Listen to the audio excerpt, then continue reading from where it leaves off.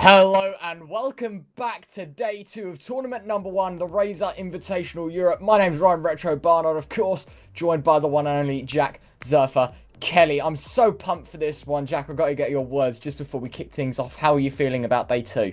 I am so excited. If today is even half as good as yesterday, we are in for an absolute treat. Yeah, no, totally. I cannot wait. Nonetheless, as I mentioned, we are in day 2 of the tournament, meaning that the top 500 trios now facing against each other. It's crunch time because they have to make it through today to get to the third and final day of tomorrow. The top 33 teams, of course, as you can see to my left, just about what's going down. Of course, 6 tournaments. This is our first one, and we've seen so much talent, so much just action across the first day, and I just can't wait for the second day. And obviously we'll just about see in a second exactly how the tournament structure works, but you've got to make top 33 trios today, otherwise you fall out in day 2, and you've got to compete for that first place. That top prize, 6,600 euros per person, and I mean, you can see on screen right now, or rather per trio, sorry, and you can see on screen exactly the scoring and all of that works. Nonetheless, we've got 5 games coming up for you today. As I mentioned, 6,600 euro prize pool for the top trio. Additionally, 500 euros in cash for MVP, plus 570 euros in peripherals from Razer for other events as well. And Jack, what happens if you can't play Fortnite?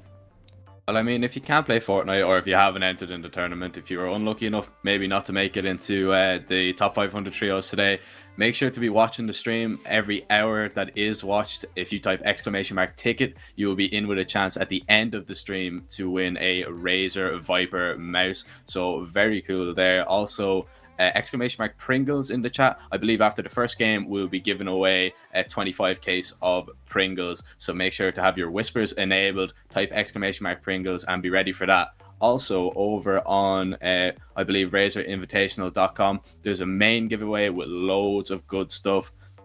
I believe a Tomahawk Mini being given away, Intel i9 10900K, Seagate FireCuda, 1TB SSD also as well. So some insane prizes over there. Make sure to go and check that out. Yeah, of course, and simply if you want to go and visit it, go to the stream, scroll all the way on down, and you'll be able to see everything you need to know there. The dates and everything are listed, so if you want to apply for the second tournament coming up this coming Thursday, then of course all the links are there for you. Nonetheless, as we mentioned just beforehand, top 500 trios today, so it's definitely going to be a time in which every trio needs to be on their A game, needs to deliver in every scenario, because every point counts in this scenario. We saw just a moment ago the point structure of the game, and how we were talking about in the first day the importance of placement. Of course, 70 points for being just in number 1, and it's actually 3 points per kill on the scoreboard, meaning that all in all, you know, you're looking at so many kills compared to a placement, and we saw exactly in day 1 what happened. People were just boxing on up, waiting for other teams to die, just playing very safe, using their rotates well, and I mean, we saw some exceptional performance yesterday. Oh yeah, exceptional performance. Tayson and his trio come to mind. I believe they ended up winning by 197 points. Absolutely insane. They only played 4 games and they won all 4. Absolutely ridiculous. They averaged something like 35 kills. Absolutely insane. We got to see one of those games unfold live, which was absolutely fantastic. We'll probably see a lot more of them today, but I wonder will they have the same success that they did? Because, you know, top 500 trios, there's going to be a lot better players. The caliber of player is going to be a lot higher. It's going to be a lot more difficult for them to get aggressive. We might see more passive plays coming out from them, or maybe even people challenging them and trying to get on top. It's just going to be really good to see. I cannot wait. Yeah, of course. Clearly the favourites heading into day 2. I think us on the caster's desk can agree that they are most certainly the team to beat. I called them the Kings yesterday, the best in the server. And I mean, they proved it. As you mentioned, only 4 or 5 games played, and they still managed to top the leaderboard by 197 points. Obviously, the favourites heading into this one. But Jack, I've got a question for you. I'll put you on the spot a little bit here. Is there anyone else that you think is a dark horse, or someone you're looking out for heading into day 2? I mean, I had a look yesterday. I have a few players beside me that I was looking through on the leaderboard. I believe they're 11th at the moment. Splash and his trio, we saw glimpses of them yesterday. They were really, really impressive for me. They were really, really aggressive. They hung about in there. I don't think they managed to pick up a win yesterday. They might have maybe got a few seconds, but they ended up in 11th place. They really, really impressed me. And I think they're the dark horses of today. But also, I would love to see, some of the lesser teams that finished, maybe in and around the hundreds, 200s, maybe even the 400s. It would be really, really nice to see some of these guys come out, play really well, play out of their minds, and get up to the top spot into the top 33 for today. Yeah, I think the difference between day one and day two, obviously the big jump in the amount of teams that qualify is the fight for survival. I feel like in the first stage, there was not much pressure. You had to be top 500 trios, and having said that, there was a lot of entries in terms of trios, but that wasn't a demanding factor. Today, we're cutting the amount of trios in this by, over 10 times, in fact. From 500 to 33, you have to be on your A game today, and I think that's going to be the most crucial part about it. I feel like we're going to see a lot of stuff in the later games, people just playing out for placements, because that's where points become all the more important. As you mentioned, I'm a man of a dark horse myself, and I really want to see someone that wasn't exactly high placed, in the hundreds, 200s, even, all the way down at the bottom. If 500th place qualify for today, I think that would be an unbelievable story to tell, even if they don't make it anywhere in the final day. I really want to see the dark horse. Nonetheless, as you mentioned just a second ago, Jack, make sure to do exclamation mark Pringles and get yourself exclamation mark ticket. Every hour you watch is a chance to win yourself a Razer Viper mouse. And of course, at the end of the first game, we're giving away a crate of 25 Pringles. The tubes, not just singular Pringles. That'd be interesting. But yeah, make sure to stay on top of those giveaways. Nonetheless, I'm interested to see. I'm going to throw it to the chat as well. I'm interested to know who are you supporting, and who do you want to go through? Is there anyone that you've got your back on today? Do you want to see anyone go through? Is anyone, you could absolutely see dominate the scene? Do let us know. And of course, if you're not playing Fortnite today, but you've got some awesome clips to show us, then make sure to use the hashtag #ThisIsEsports and get yourself on the Razer timeline. You can be in a chance, of winning some awesome items there as well. So make sure to go and tweet those at Razer, #ThisIsEsports, and we're more than happy to have a look through those, and hopefully we'll announce those towards the end of the whole tournament. Of course, this is only week 1, may I remind you. There's still 5 more opportunities for people to join and for people to take part. So we've still got a long road ahead of us, but it's an action-packed one, and I can't wait. Yeah, I think you hit the nail on the head perfectly there. I cannot wait. It's going to be so much action. I'm hoping for really fast-paced Fortnite. I really think that we are going to see some incredible plays. Maybe not, to the extent of yesterday, these like 30 kill games, 35 kill games, but something, I'm expecting somewhere in the 20s from these top players, because we have some really, really big names in this tournament, and they've really, really impressed me so far. Hopefully, with these, smaller lobbies, with all the good players in and around the same lobby, it'll be really interesting. Of course, the final day tomorrow, it's going to be amazing. I really can't wait for that. That is really the big one. But today, we have some amazing things coming up for you. And also, quick shout out Intel, Seagate, Pringles, our partners, also Razer, the prizes, the giveaways, it's absolutely fantastic from them. Yeah. Big shout out to them, and I just can't wait. All right, guys, gonna throw it to a quick little commercial. We'll be back with game 1. Don't go anywhere. I'm looking for change. You ain't letting me play. You ain't bringing me down now. I'm the talk of the big town.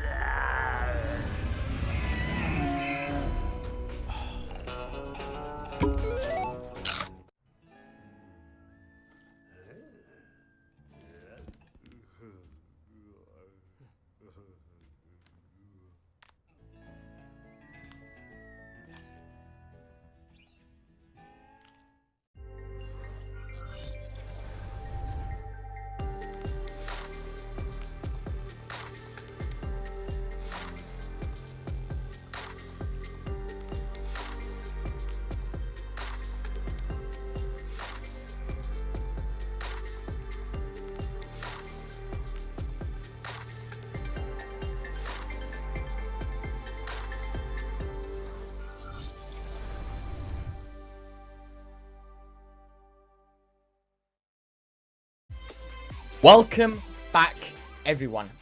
We're back from the break, and more importantly, we're going to jump into the action very, very shortly. First and foremost, though, in the pre-game, we were talking about our favourites heading into this one, and I want to explain a little bit more about that top three. We were looking into yesterday. Tayson, Resonate, and Uguay, an unbelievable trio, a great set of performers, and they dominated day one. As you mentioned, only 4 of the 5 games played, 703 points to their name. And that speaks a lot. That speaks volumes, considering the fact that, you know, in a scenario like this where you've got 5 games to try and make the most of it, they didn't make the most of it. They gave every bit of energy they could, and they delivered so well. And I know, Jack, you're a man of this game a lot more than I am, so I'd like to get your words. Obviously, we watched him yesterday absolutely dominate the scene. So what do you think is so good about them and separates them from different people? Or did you notice anything particularly that made them better?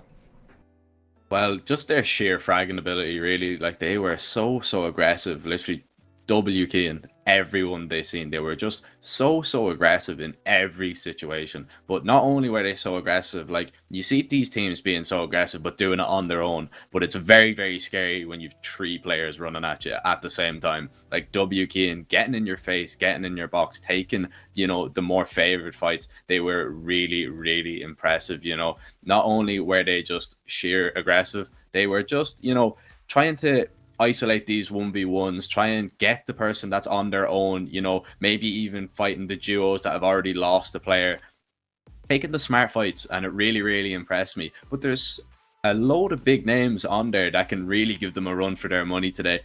Janice in second place in his trio, they won the first game, I believe, that we covered, and, you know, they ended up with 2 wins yesterday. Although they were 197 points behind them, they were still really impressive, and they deserved to be there. The first game, I believe they had high ground, and nobody could take it off them. They just held their ground really well, and really anything can happen in this game. So it's really up for grabs today, I feel.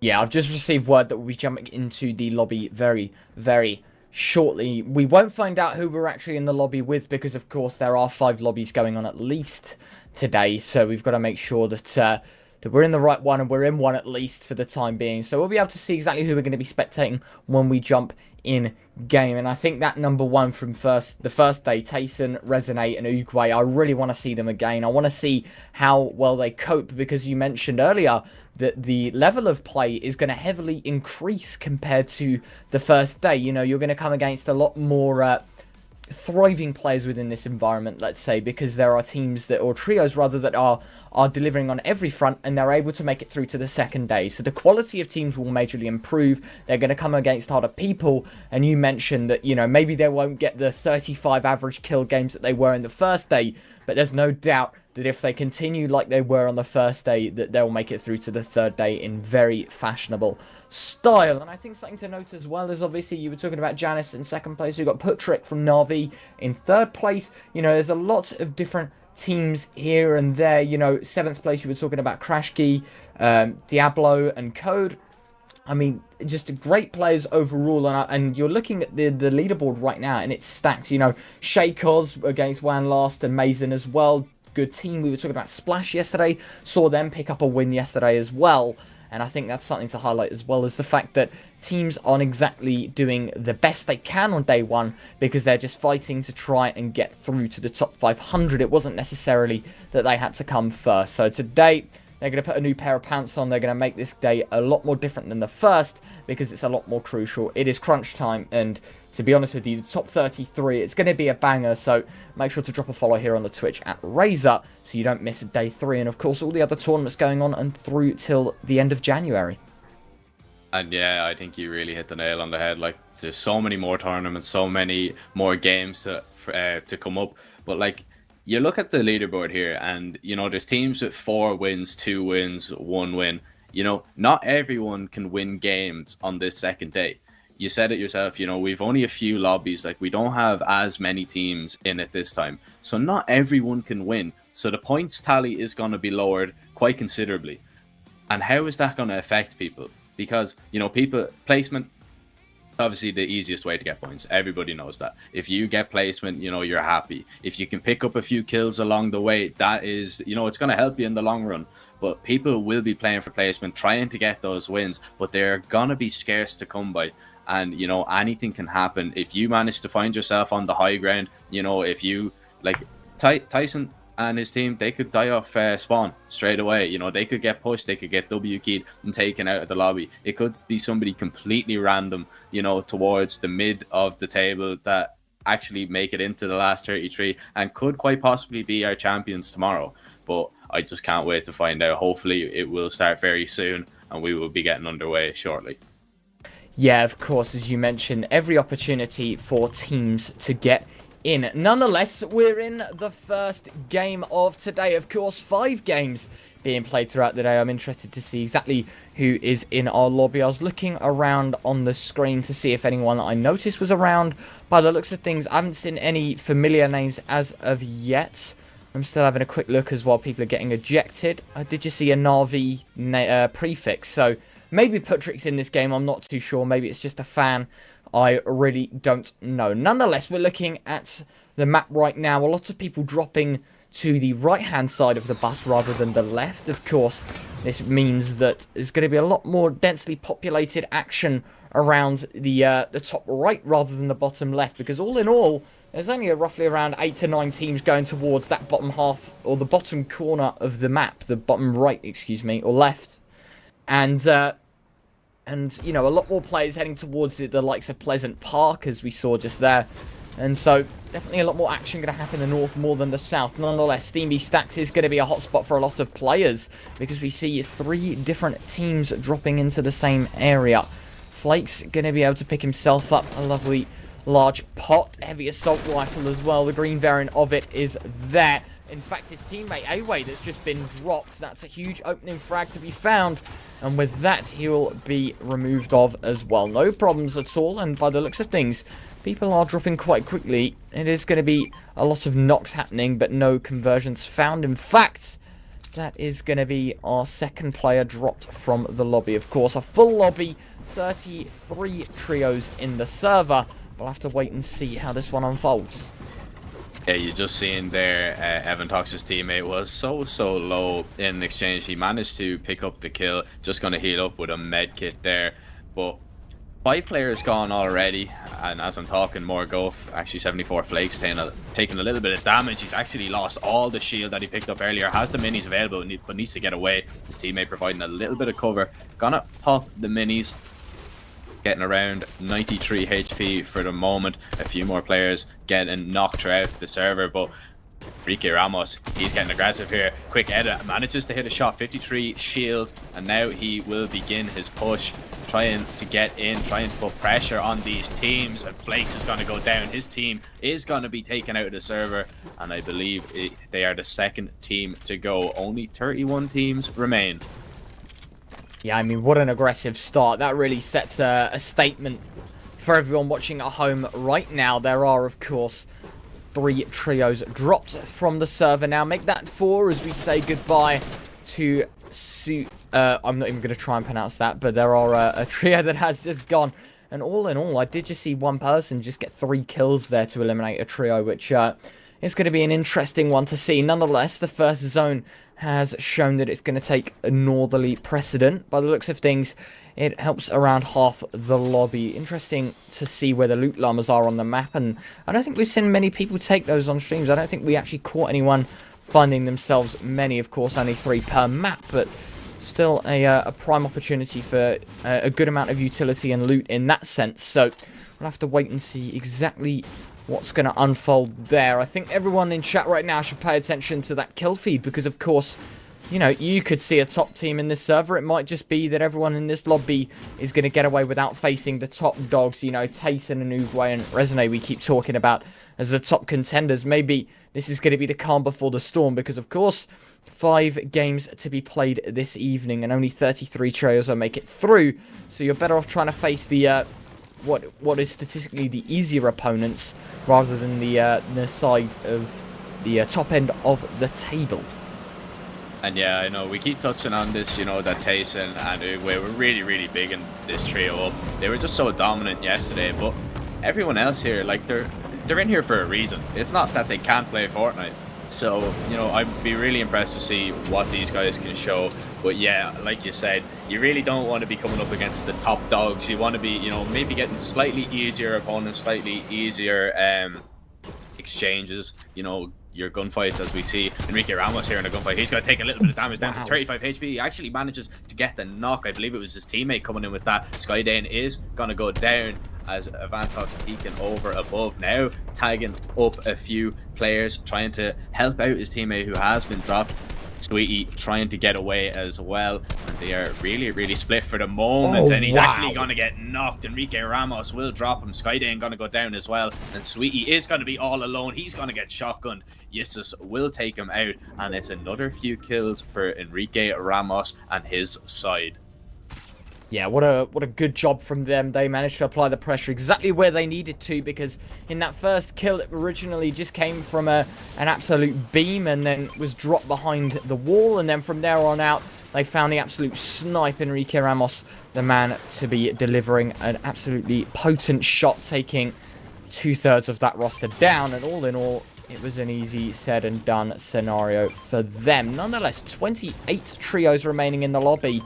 Things are very silent, and I think that's to be expected. We were talking in the pre-show that everyone needs to play for placements. Keizu maybe didn't get the memo, however, because he's been dropped and finished. That would be Faye Sabina to find a quick kill. Is going to be able to pick his team up an extra 3 points, and that's definitely going to help overall in the rankings, of course. Crunch time, as I keep mentioning, teams need to deliver.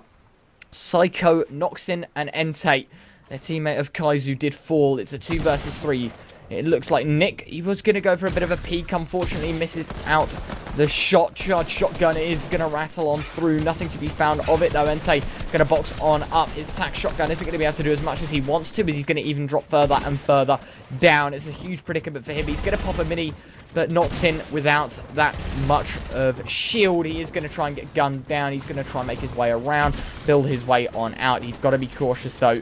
He needs to make sure he dodges these bullets, because they're going to hurt. And Entei, he does find Sabina. That's a huge frag for him to find. Does drop him in the end. Knocks in. His teammate is going to fall in the meantime, so he has to find his way on out. Going to continue on building through. Does get dropped. He's going to face 2 players and swiftly eliminated. I'm not sure if they got the full finish. They did. Sabina is out of the server now. So, all in all, a good trade, I would guess, for the Juvana and Nick duo now, because they haven't got many people to fund them anymore. It's a duo instead of a trio, and we witnessed in yesterday's set of matches exactly how important that is, because teams don't exactly have that luxury, especially in a duo where they can go for these gunfights. It's definitely a huge amount of damage done morally as well. Markel going to catch a tac shotgun in the meantime, but as I was saying, you know, it's all about keeping your trio alive, because when you take the gunfights, being the man down, your odds are almost next to nothing before you've even started.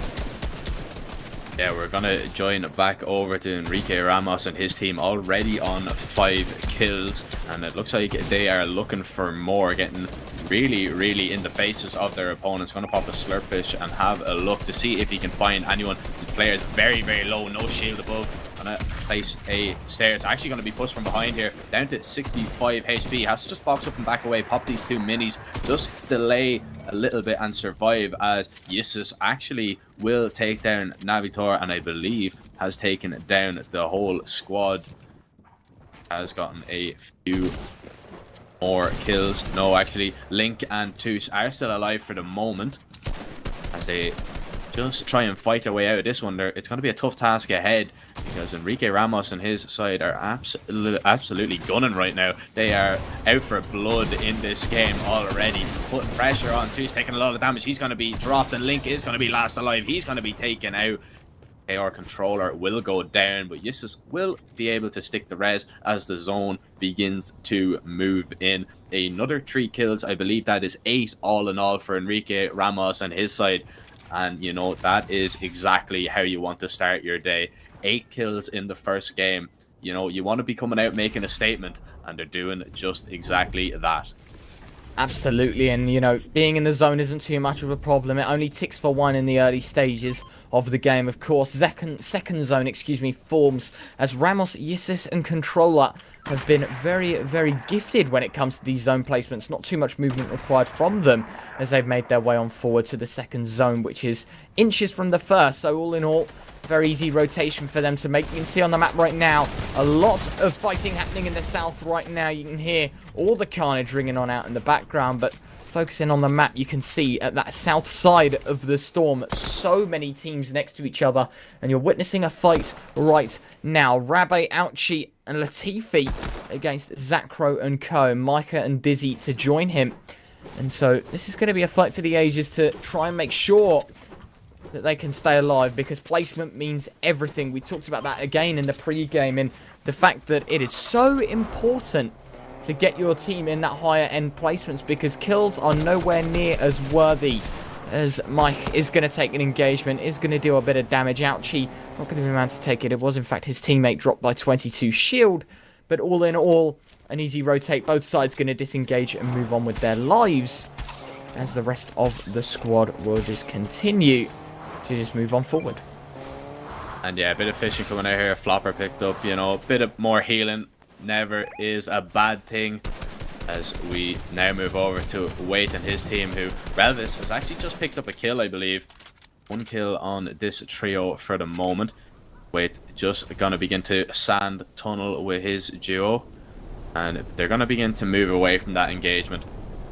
65 players left in the lobby, so just under 2/3 for the moment. 24 teams remain, as now Nathan and 23 damage tack will begin to rift and move in. But Zarino already going down. Nathan the only one of this trio to find a kill. The Storm I will begin to shrink on in. Actually, as I just have a look at the leaderboard beside me, out in front already, still with the 8 kills, were that Enrico, Ramos and Controller and Yusul trio. So they are the top dogs so far throughout all the games that are going on. Game 1 this is of 5, remember, as there's a little bit of a lull in the server. Everyone, you know, not taking engagements, they just want to rotate in, and you know, this is really, really big. Introduced obviously in season 5, the sand tunneling. It's really, really good for rotations. You know, you don't get caught out towards the center of the map as much anymore, and also these crystals as well that you can pick up. You can just basically zoom around the map, get fast rotation, and you know, it just adds that extra dynamic to the game.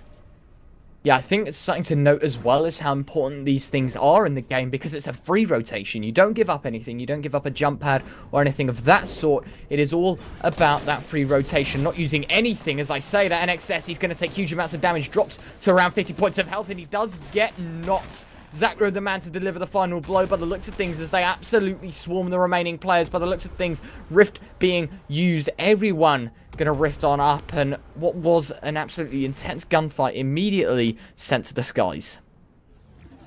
Yeah, not wanting to take that engagement, just popping a Rift, trying to get out of there. You don't really want to go down here at all. You want to just hold on to your placement.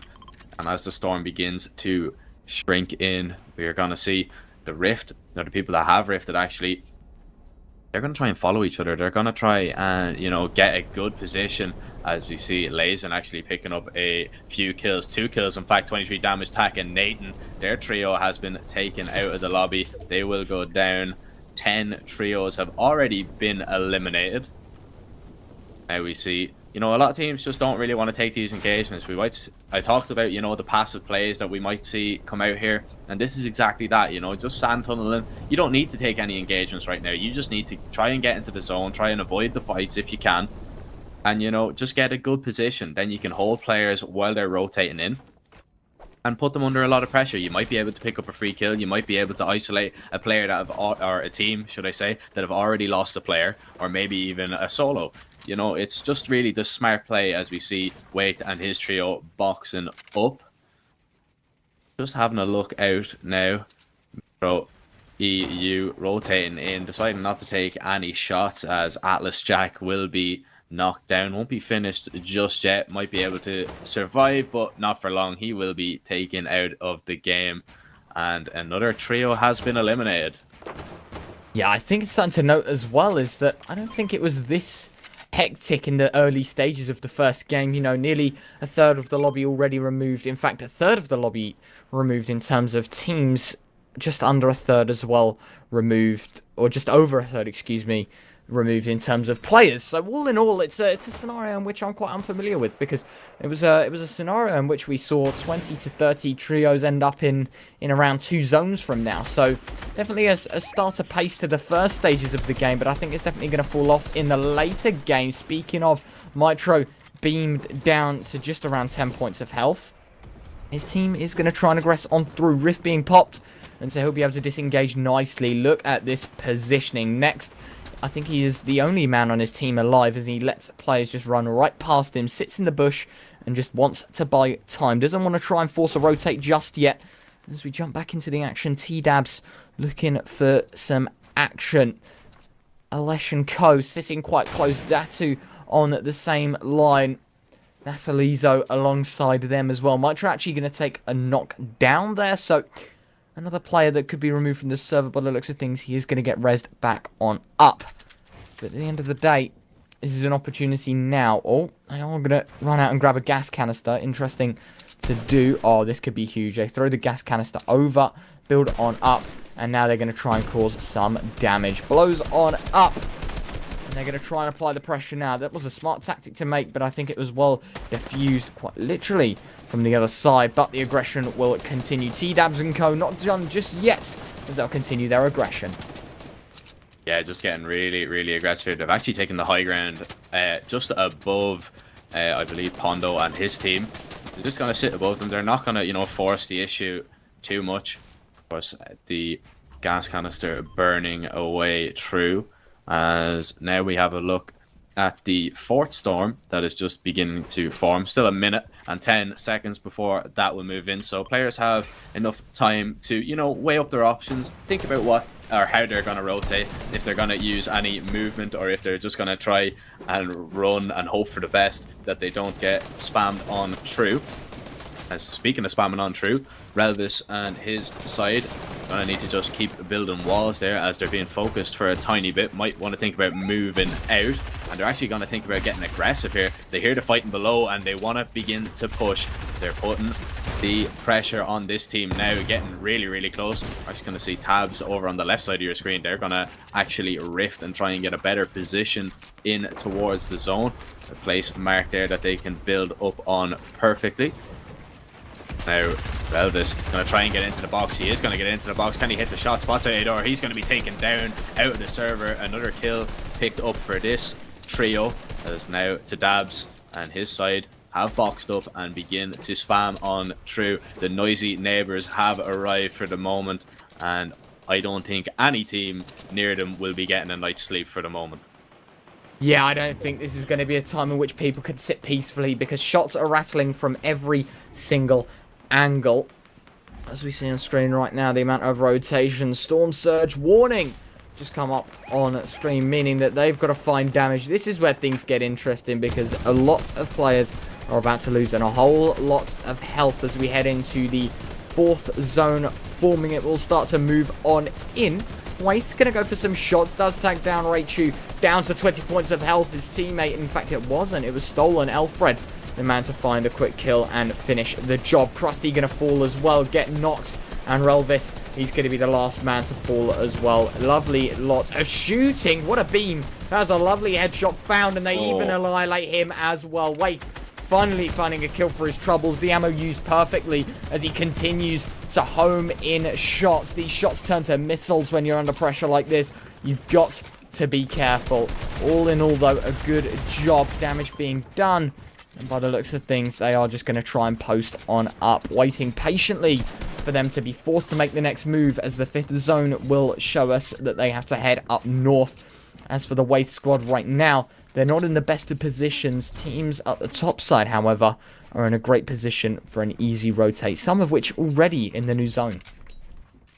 Yeah, just having a look there at the kill feed, we actually seen KR Controller, part of that trio that were up towards the top of the leaderboard. they have already, the controller has been knocked, should I say, and has been finished. So they're now down to 2, down to 1 actually. Enrique Ramos has been knocked as well, as the pressure is begin to be applied, should I say. Yusuf is going to be taken down, and that was, you know, a team that were quite proficient in the early game. You know, they were really aggressive. It worked out for them. I believe they had in and around 8 kills, maybe even more, as we had switched off them for a decent amount. But they have now been taken out, I believe, just at the 5th circle. Now we're going to see the rotates begin to come in. People using bouncers, popping rifts if they can, trying to get the high ground, get a more advantageous position in this storm. As we go over now to by Nula, boxing up for the moment, probably just waiting. Gonna spam into Chatterbait's box, doing a little bit of damage, as we see Sakuro gonna be finished on our kill feed as well. Cebu needs to be careful, just box up in time, manages to dodge the bullets. Now more kills ring on true, and now we switch over to the high ground. We've got Crimo, Wait, and Tease, who are in a very, very strong position. It's going to be very hard to get them down from here. They might get rifted upon, but they are just gonna rain down holy hell here. Just dinking up players, doing so much damage. Players are going down left, right, and center. Storm Eye will be shrinking in a matter of moments. It will begin to move. Then we will see, will they be challenged? Will they be forced off this high ground? Or will they just have free reign of the server? Will they be able to tarp in for absolutely nothing? Or will they be taken down by somebody, maybe rifting, maybe shockwaving up? You know, you just need to challenge them. If you are the teams on the mid ground, you need to just put them under a little bit of pressure, because you cannot let them just sit on top of you and spray down into your boxes. I mean, we saw exactly what happened on day 1 when you let people take high ground. Uncontested high ground led to an easy victory. Rift going to be popped. Feast looking for a quick kill as he tries to spam his AR rounds on up. He won't be able to claim anything, as they'll continue to try and take the high ground more and more. Moving to that new zone. They've got to be cautious, because this is where the zone will more than start to hurt. It will more than just tickle you as they continue to move on around. I think something quite interesting though is the fact that they've only used 1 lot of builds. Oh my god, beamed out the sky. Piroz, the man to take him down. He is no more. He will need to get res then, as the zone continues to spam on through. They are going to probably lose him to the zone. In the end, he will get finished. Atu, the man to finish the job, as the zone will continue to shrink on down. The Storm Eye closing in, forcing players closer and closer together. And look at the amount of people in the zone. And look at the amount of kills. Maggie is going to take a little bit of damage. Uses a jump pad to at least save himself a little bit, as he'll pop those minis once again. Get back up to 50. Looking for more and more as he continues to spam on through. But look at the high ground on the left of your screen right now. A team looking too strong. They'll continue to push on forward. Oh my god. That is filthy. The spin around, as you can see on the right hand side, Nix is down to just a minimal amount of HP. But what a shot. Gonna let him fall on down. The person on the left, he's absolutely unreal. How is he doing this? I have no clue his name. We can't see it right now, but hopefully we'll see more, because he will not stop. He is relentless in what he's doing, and he'll continue to spam and even finds another, in fact, just below health, but he'll find it in the conversion with the charged shotgun. What a game. Solary Maggle does go down on the right-hand side. Hopefully we'll transition and see who this star performer is, because he's found a matter of 3 kills in seconds. Yeah, his teammate there up beside him, as it actually is. Grizzy Lazen doing so much damage now down below. He's on 11 kills. Absolutely insane. Only 8 trios remaining. 15 players for the moment. 11 kills is an absolute monstrous stat. And he gets another knock as well. Now, Piroz up here. Piroz W key for the moment. He is just gonna build up. There's a player on the high ground that he needs to be careful of. Sorry, Magi has been taken out of the game. He was one of their trios, as now Grizzy Lazen still up for the moment, having a look behind him, seeing if he can spot anyone. Is now joined by his teammate as the storm stops and begins to move back. Mastrock actually gonna fall now in the zone, as now Grizzy Lazen and Piroz, they do have a lot of high ground, and they are really in pole position to take this. They're going to drop on down though, and maybe just get involved in this. Junk take a little bit of damage off. Desolator is going to fall. Junk is going to be knocked as well. There's now 5 players remain. Heroes and Grizzy Lazen are still alive for the moment, and he gets the knock. What a nice charge shotgun that is. He's going to get the finish as well. 3 teams remain. It's a 2v1v1 as Heroes now having a look. They have 1 player trapped in the box. They have 2 players that are out in the storm. The impulse is going to come out. Joe Score is going to go down. Raze is in the storm, and Lazen and Magil and Piroz will get the win. Oh my, 26 kills from them and a victory royale. That is absolutely fantastic. Oh my. Unreal performance. What a game. We were talking yesterday and in the pre-game today exactly who the kings were. Tayson, Resonate and Uguay, of course, topping the charts in day 1, but we might have just found the dark horse we were talking about. Hopefully, I'll be able to bring you more information on them in just a second, but before that, let's head to the replay of the game, powered by Intel, the Intel moments, of course, and I mean, what a game for what I would suspect to be the top team. I'll hope that the refresh of the scoreboard comes in very, very shortly, and we'll see exactly where they fare off against everyone else, because what an exceptional performance from them, and what a statement to make in game number 1. What an absolute statement. Coming out dropping 26 kills or 28 kills? Yeah, 26, I think. 26, yeah. Absolutely insane. You know, that is... There's such huge numbers to be throwing up already, and especially when you get the win on top of that, like that is exactly how you want your first game to go. You want to start fast, you want to get out in front, and then maybe you don't really have to get too aggressive then you just need to play for playoffs in the next few games. As you see, Relva's picking up a nice kill with his trio there.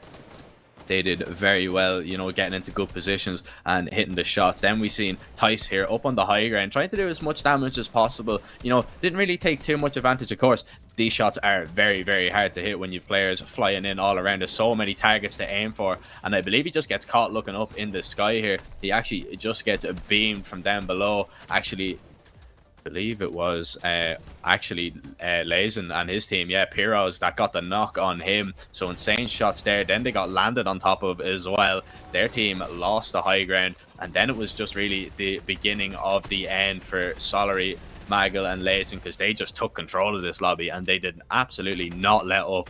No prisoners taken at all. Just spraying it down below. Some insane fast edits, taking walls, hitting charge shotgun shots, dropping them below. This shot was lovely. Oh my. Takes the shot, puts the wall in front, then manages to edit, confirms the kill as he managed to pick up Jo in storm. Raze actually shockwaved himself back. Lazen picked up another kill. 15 from him, and that is a big, big game indeed.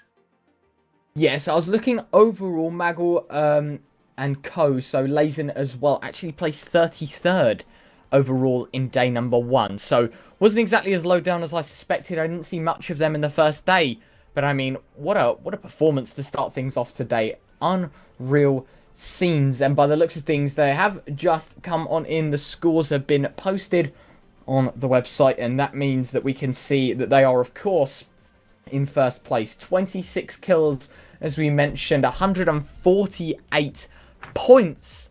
That is unbelievable. Not even close. Second place, 24 points behind. Third place, trailing second place by a matter of 9. So really in a good scenario. And I think something to note as well is that we were talking about exactly what was going on overall with the with the fact that there was 700 points on the top scorer in day 1, and we thought they were going to dip a lot. We're looking right now at a squad that is nearly on par with the average of the first day. So that's something really interesting to know. On a side note, of course, the end of game 1 marks a scoreboard update, but more importantly, the winner of the Pringles giveaway. And I'd like to congratulate the user Godly Schnoz for winning that. Make sure to have your whispers open. Someone will contact you very, very shortly regarding that. But we're going to throw it to a quick break. Don't go anywhere. Game 2 is up next.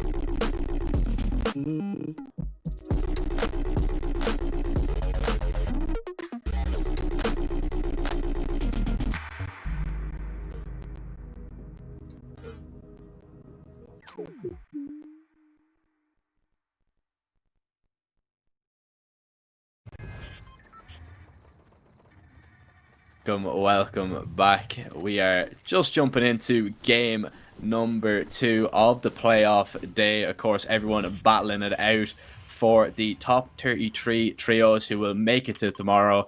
I am joined, of course, by Ryan Retro Bernard. Really excited for this one, Ryan. You know, we've seen some highlight plays in game 1. Are you expecting more of the same? Yeah, I mean, we're going to have to wait and see who's in this lobby, but game 1 was unreal on so many levels. We saw who are the kings of day 2 take first place in dominating style. 26 eliminations, a victory royale to their name as well, and really that just says something about them. Nonetheless, we're looking right now into the battle bus of game number 2. By the looks of things, a lot of people heading towards the south, towards the northern side of the maps. You know, not as many landmarks as I'd argue, less densely populated in some areas, but in others it really is an opportunity.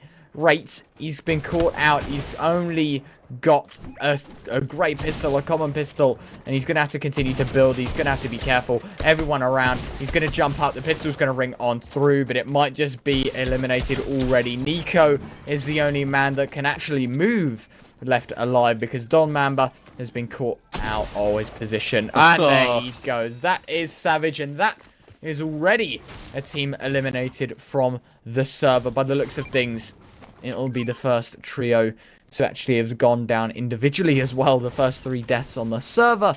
And with that, we move on. The Kings of Retail Row continue in the meantime towards the southern parts of the map. It's XO666 alongside his only remaining player of Bubba, looking to make things work. And as I say that, he gets absolutely destroyed. He's going to get shaken down as well, information given. And they'll be on their merry way to finish the job there. Very well played from them. And a lot of action in the early stages. This might just be the calm before the, or rather the storm before the calm. Because there's a lot of people dropping immediately. 11 players, a 9th of the lobby already gone to other players. Nonetheless, still an opportunity for people to remain alive. Even if you're a solo, you can just play passive and play for the placement points. If you're this team, however, Sabrigal looking for kills more and more. By the looks of things, they've just finished up their job as they take down a trio. But Bubba is there to try and make things work in a 1 versus 3 by the looks of things. He is the only man remaining left on his trio, and he'll be looking to try and make it work. In fact, he goes for the reboot card, spots out a player. Going to try and build on up, prevent any form of push. And it will be derailed by the fact that there's a trio staring right at his head. Barrel lined up perfectly. And with that, he'll be able to fall back and heal. Very well played from him. Yeah, just impulsing out there to wake. Actually being tagged up there by this SMG. He's actually going to be taken out of the server. The kill is going to be picked up by Kana, I believe. Or Kara, should I say. And they're actually looking for more. Kara's actually going to take a lot of damage. Going to be actually knocked. Needs to be careful. But Bubzer, I believe, has been dispatched of. The res will come in and Kara will live to see another day. Also in that exchange, quite sad to see a name of Pinky Winky going down. I really like that name. Sadly, we could not see too much of that player. They got eliminated along with their trio. And, you know, Kara and now their trio are going to begin to move on into the storm, have taken the early engagement, have come out with 3 kills as we move over to Steamy Stacks here with Tukud and 6nuev. His teammates here just waiting. They are just below, dropping a few minis, waiting to heal up. Only a grey attack and a green AR available to them. Players above Oris, by the way. Just above, taking a little bit of damage there is Nuvaratrez. Needs to be careful, needs to pop those minis. HVY, should I say, now going to spam on through. Actually tags Tickled up there for 31. Going to take a little bit of damage from the shotgun as well. Manages to take all the shield away and not coming in there on the left side of your screen as well. The kill going to come in. Nutravets going to be knocked as Nuev is going to fall as well. HVY picking up nearly both of those kills, I believe, and will begin to finish them as now Tikud is all alone. now have a 2v1 on their hands, breaking through, trying to get the wall, trying to edit on through, and they do just that. They take the second wall as well. They push him on down. This could be the end of the road. He's going to be spammed on down, I believe. Just surviving for the moment, building away. He's trying to get out of dodge if he can. He's being pushed so hard, so fast. Actually takes the wall there. HVY must be on 0 ping because he is taking walls, taking names. They found 3 kills. Only 23 trios remain.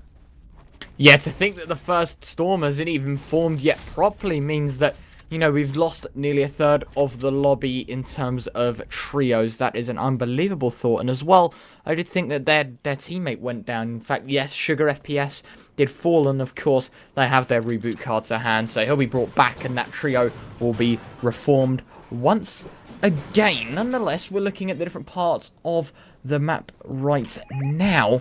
It is Repton alongside his teammates Meta. Melrose looking to try and make their way through at the bottom of the map by Weeping Woods. They'll continue to move on forward towards the zone. In the meantime, though, this is an opportunity for teams to use this lull of silence, the absence of action as per se, to just try and get themselves in a perfect position to rotate for and get themselves in the first zone. Because, of course, in this time, admittedly, the zone doesn't do all too much in terms of damage. It's still a heavy predicament to run into, specifically in the later stages where it will continue to tick on down. So you've got to make sure you're on your rotates quickly, because teams will catch you out in the later stages. Nonetheless, there is still over a third of the lobby that remain in the server. I've not noticed any big names yet, which means I've not noticed the rough top 5, I would argue. Even further than down, I'm looking and I don't see them on the server. I haven't seen their names in the kill feed. So all in all, this is looking like a grand opportunity for everyone in this server to try and get themselves up. Because, of course, as we mentioned in the pregame, only the top 33 trios will make it through to the third and final day. And they desperately need to do that if they want to be in a shot of winning that €6,600 prize. And yeah, the prize pool is €6,600, as if that wasn't enough. Also up for grabs, lots of Razer peripherals as well. Absolutely, you know, insane prize pool that we have for not only one tournament, but 6 tournaments spread out across the next few weeks. And if you want to get involved, make sure to have a look down below, razerinvitational.com, I believe. Sign up there, have a crack at it. I believe next Thursday is the next time we will be running one of these tournaments. So make sure to get involved over there and try your hand, see if you could be one of these top teams that we are commentating on. As now we see Mocha's just going to box up here for the moment. Beaver. Oh, I've absolutely butchered that one. Fiber, we're going to call him, because I've absolutely made bits of that. But now we have a look at Mocha's and himself. They're actually not going to take the engagement. They're actually going to back away from each other, deciding, you know, we want to play for placement. We don't want to get involved too much. Have a look, as 69 players are left in the server, 23 trios. Nobody has gone down in just a minute, as now they will rotate in towards Lazy Lake. The lull in the server, as now we see this team moving on in, having a look, maybe gonna go for a bit of fishing. Might actually pick up that slurp truck, as the majority of them are quite low on HP. The storm now just beginning to move in. They will heal up to full health, gonna get into the sand and begin their rotation. Yeah, of course, we were talking about the burrowing feature added to Season 5, and the fact that all these players can use this sand as a free rotate as we jump into the action. Alistair looking for a quick beam. In fact, does find a tag up, but in the meantime, we're going to check out the map, and you can see exactly what's happening there. Lots of teams rotating in, but more importantly, back to the action. And oh, wow, Alistair, 2 quick shots, does beam 97 default for all of his shield now as he finds a third as well. A lovely bit of tapping action from him puts his team in a good position as the zone does form. They are stuck with nowhere to go. Now we're going to be spamming just above the nylon tower. And they'll be looking to try and make light work of another trio. This is an opportunity, of course. Alistair, and then we haven't seen just yet, but by the looks of things, not here to mess around, because they are doing very well for themselves right now. Yeah, doing very, very well indeed. Just building away. Going to use that mountain as a little bit of cover, just trying to get out. They've wasted a lot of materials, though. Something to notice, you know, trying to get away. So they will need to farm back up, you know, to get around that 1500 mark if they can at all before they take any more engagements. As you definitely do not want to be running out of mats in this late game, because you will be punished. As we see, Twitch SLG now farming up with his team in the diner, and they will begin to move on in. We actually see a knock, the first bit of action that we have seen. It's a Lodic, I believe, that will go down as we go over. Now he actually will be taken out of the server and eliminated. A kill picked up for Aladine, as now Alistair, Red J, and Fiddy the Boomer begin to rotate into retail, where there is a team there. Lots of build fighting has gone on earlier on in the game. They will need to rotate through. I wonder, will they take this engagement, or will they just, you know, focus on getting in? Of course, they are on the slow side of this second circle, so they have a little bit of time. They can take a fight if they want. A lot of congestion as well to the north side of the map. A lot of teams actually already inside the second zone. It'll be interesting to see what we have coming up.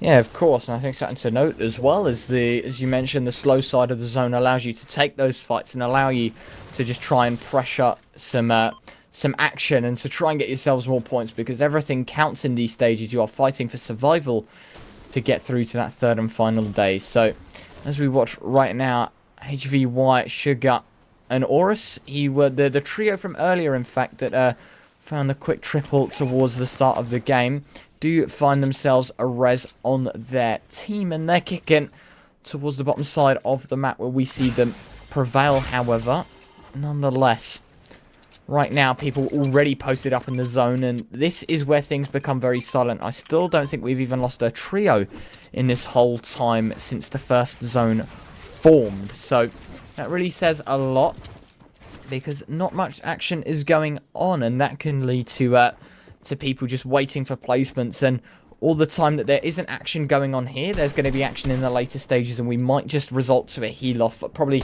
the most entertaining bit to watch overall, and I'm very excited to witness that and see how things go down. Nonetheless, it is going to be Artist, Cherentos, and 97 Default, again a team that we spectated earlier on that have actually found themselves 3 kills, all on the MVP by the looks of things. 97 Default found himself 3 already, and I think something to note as well is how good his loot is.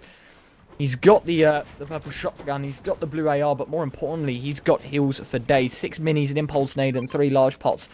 As in the meantime, by the looks of things, the side of Kara and Sabragal have just lost their teammate. They are going to try and rotate on through, but they've got to be cautious of the players ahead as well, as they continue to get spammed on out. They're going to box on up towards the hill, and they'll just play patiently for the third zone to form. Still, just over a third of the lobby gone as we head into the third of the 9th zone. So a third of the way through overall in terms of the new Storm Eyes.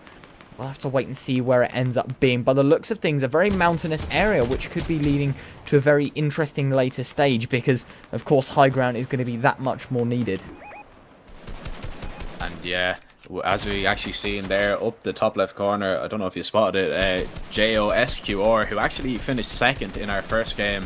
I believe actually maybe 3rd. They were definitely involved in that end zone anyway. Managed to pick up a kill, so himself and his trio are in here for the moment.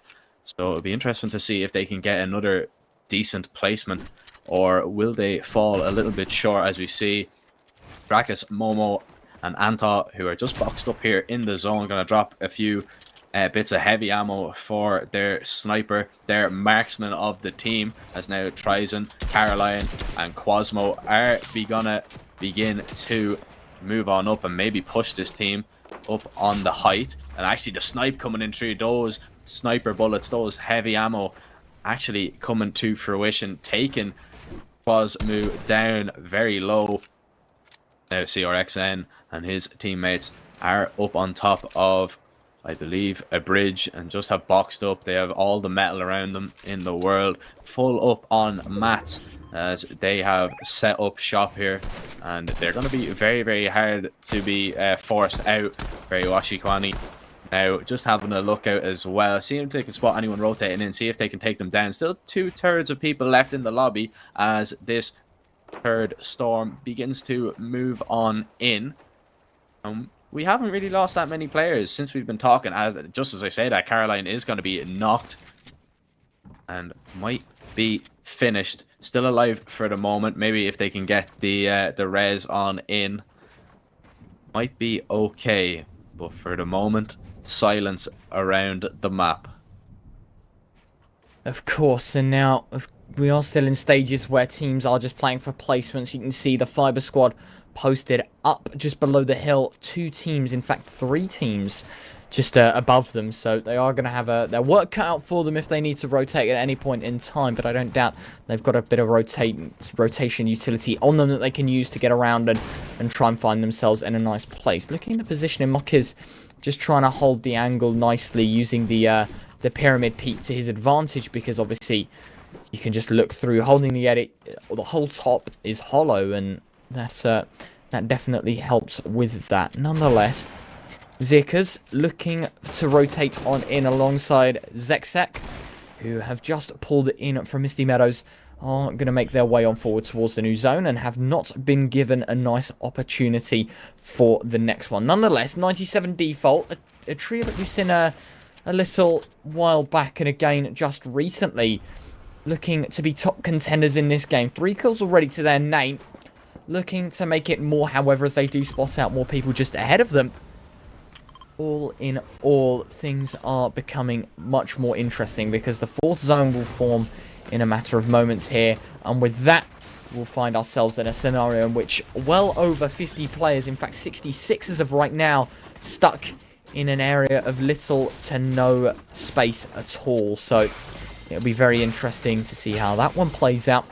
Nonetheless, 30 seconds remain until the 4th storm mine will continue to shrink, and of course that means we see 66 players form in an incredibly small circle, as chat have pointed out perfectly that there is nobody fighting right now, everyone in a stalemate. This is your time to go and get your stacks, because things are about to heat up in the later stages of this game.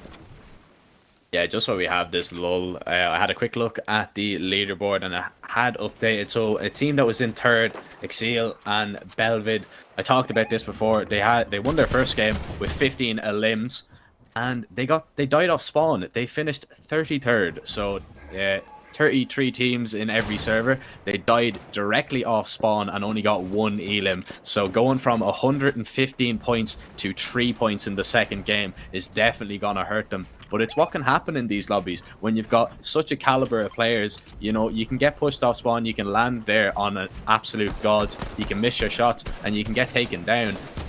As now we move back on over to this server where things begin to heat up a bit. Zirquiz now doing a little bit of damage to the walls, just putting a bit of pressure on and begin to push up with his team. Now on the height, I believe, of the whole server. Just on top, as we see, Cola will fall. 8 then headshot will be able to pick up a kill. We yet to pick up a kill in this game. Having a look, being spammed on through, gonna have to build and maybe just block and hold for the moment. Storm Surge coming into fruition as well. Him and his team are 92 bits of damage above it, as now Artist FN is going to be pressured for the moment. Going to drop down and might pop these big pots. He needs to. Only 107 HP. Will pop 1 at least. Gonna go ahead and pop the second as well. His team with 3 teams, as now the Storm Surge will become active and will begin to damage the players that are below the damage threshold until they have been eliminated or until they get above it. As now Shadow, who's doing so much damage, Fiber will get taken down. One of the Fiber lads will go, as now Epi Behavior will be spammed on through. Just needs to keep building, as teammate is actually being tagged down so low. They will need to try and stick a res if they're going to keep him up. But it would be very, very hard to do so with this pressure, unrelenting pressure coming in from this side. And actually now they're going to get shot in the back. 46 HP. Shadaya needs to get out of there. Needs to just survive.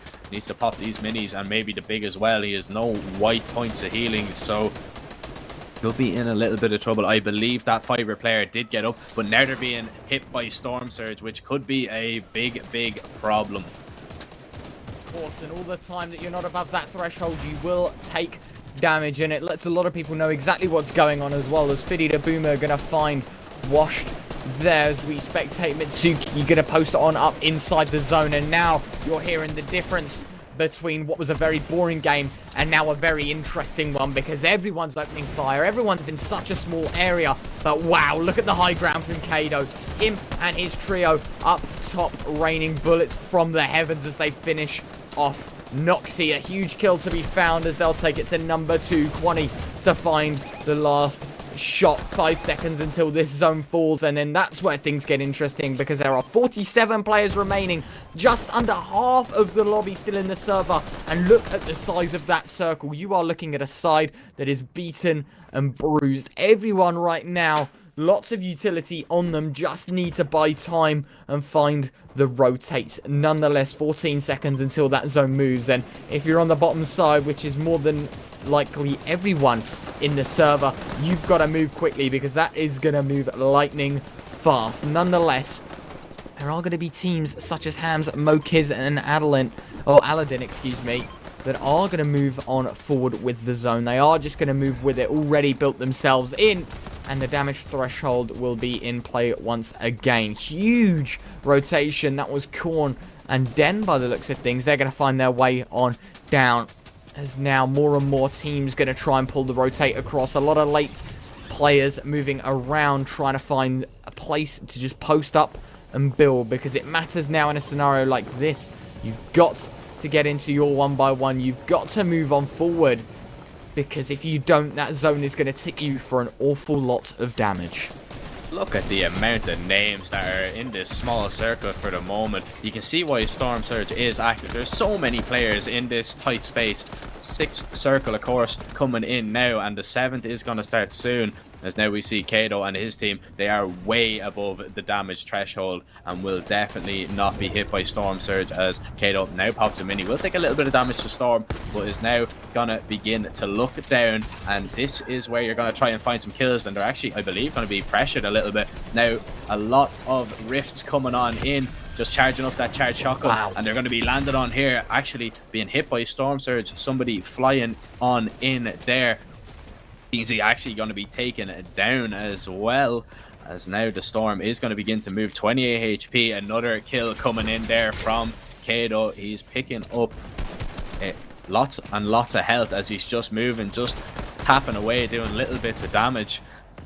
To be careful, might shockwave over now onto the high ground here and take a better position where he can just post up and begin spamming on through down below. Alistair 2K going to be taken out of the game, as we see one of the Fiber players being eliminated as well. Kado now back on the high ground for the moment, having a look, seeing if he can spot any openings down below, as it's getting very, very hectic in this last moving circle. Absolutely, and this is going to be the final stages. Everyone is there. 8th of 9 in terms of zones. Wow, Kado looking for kills, finds a quick shot. It's going to need the shotgun play, and it does work. What a shot from Kado. He is going to finish the job nicely. This trio's up to 5 now. That's 15 points. Valerie, huge damage done. He's going to need to post up and use those minis quickly. He's got minimal HP to his name and not enough to survive, as he will find a quick kill. I think he gets tagged up by the Storm as well, as now you've got 1 minute and 30 seconds until that Storm closes completely. You've got to sit in the center of it, and you've got to make sure that you are going to be okay, because at this time a heal off is more than likely. Still 16 players in the server, 8 trios. Kado, this man, lightning reactions with these shots. He's going to spot the player that jumps on up impulse. That is disgusting. What a shot from him, as he'll continue to move on forward with the zone. Tries to make light work of these enemies as him and his remaining 2 partners make their way on forward, trying to do more damage. Kado going to try and rotate on forward. Doesn't actually take a tick to the zone, and that could be huge as he returns to the high ground. These are your top contenders, because their positioning and their materials aren't bad either. Admittedly, only about 15 builds on one of them remaining, by the looks of things, 10 on the other, as they'll continue to move on forward. By the looks of things, only 4 teams remain. Drax is going to get caught in the zone. Does use his healing to move his way on forward, but I think he is going to go down to the zone unless if he can just pip in time. He will.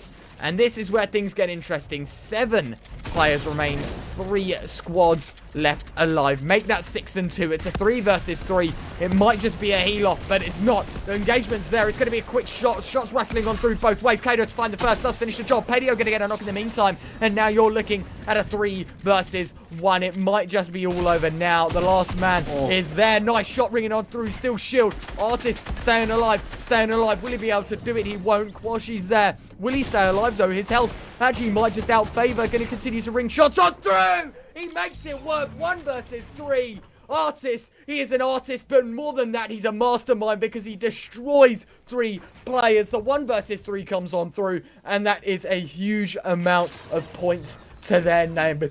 Between first and second, excuse me, I'm choking on my words because of how intense that last fight was, and they make it work spectacularly. An artist of crime, calculated and precise, and that victory royale is definitely going to help them on the scoreboard. And I mean, just staying alive there, artist really, you know, creating his masterpiece there, just staying alive. He was all alone there, managed to pick up the kill. Very important that he actually managed to get the full kill on that player that he knocked in the storm. It really helped him in the 1v1. Kato, I believe, went down to storm. Then it, you know, became a 1v1.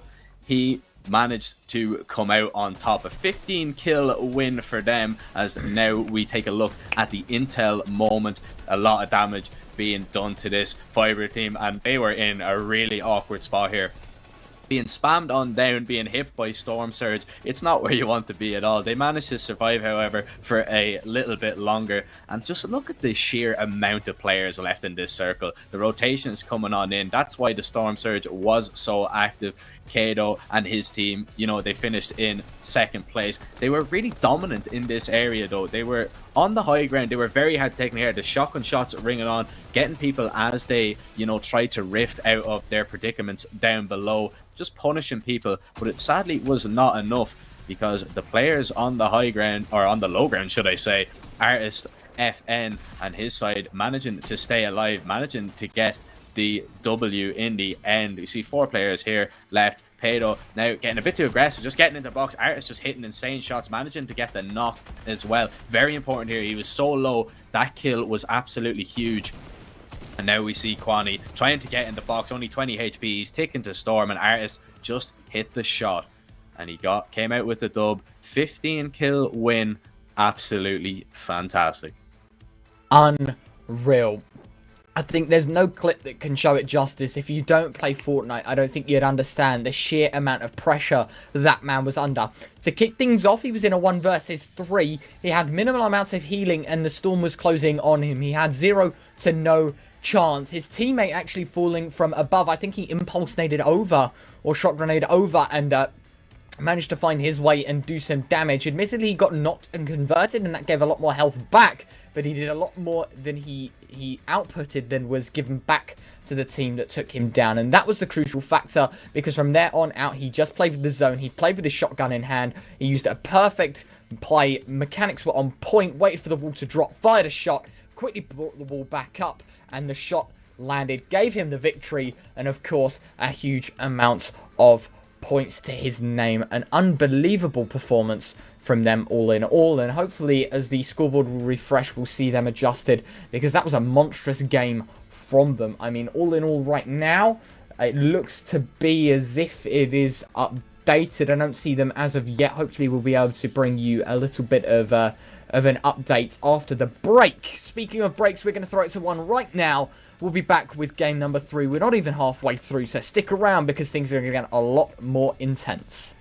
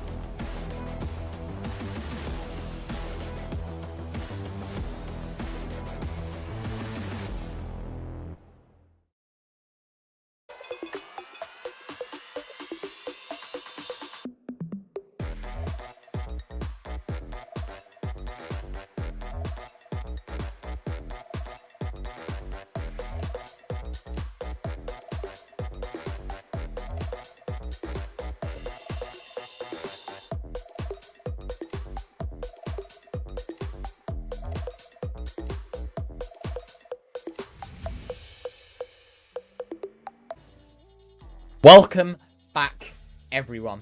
What a game 2 we just witnessed. The 1 versus 3 artist. He came in chat just a second ago and flexed how good he was at this game. And my word, does he deserve it. He said he was the best, and I don't doubt it at all. That was unbelievable, but more importantly, quickly, because we are just nearing the halfway point of the stream, make sure to drop !ticket. For every hour you watch, you get a ticket into the giveaway, and of course, at the end of the stream, you're in a chance of winning a Razer Viper mouse. More information on !points. Nonetheless, we are going to talk about the game, and Jack, I do apologise for cutting you off there, but I want to get your opinions on this one, because I mean, what a game we just witnessed, and what a performance. I mean, absolutely fantastic. We talked about the 1v3 there from Artis. It was actually, I believe, their first game. And, you know, to get a 15-point win, I believe they're sitting somewhere like 26 now on the leaderboard. So, you know, still a long way to go. You know, we still have 3 games left to play. But, you know, if you can just keep doing that, if you can keep getting placement, you can keep getting, you know, your top 1, your top 2, your top 3, picking up a few kills along the way, I think we could definitely be seeing them tomorrow, as we actually are just going to jump right into our 3rd game of the day at the halfway stage. And interestingly enough to know, actually, they're Lazen and his team, they won the first game. They are still out in front, but their lead has been cut short to 13 points. Mido and his trio are still on their case, and I believe the only team who have won 2 games out of 2 are Buzz 200 IQ, Booflows, and Takiti Tub, I believe. But yeah, 2 wins from 2, fantastic. 100 average points per game, and they could be, if they get another win here, they could definitely jump to the top of the leaderboard.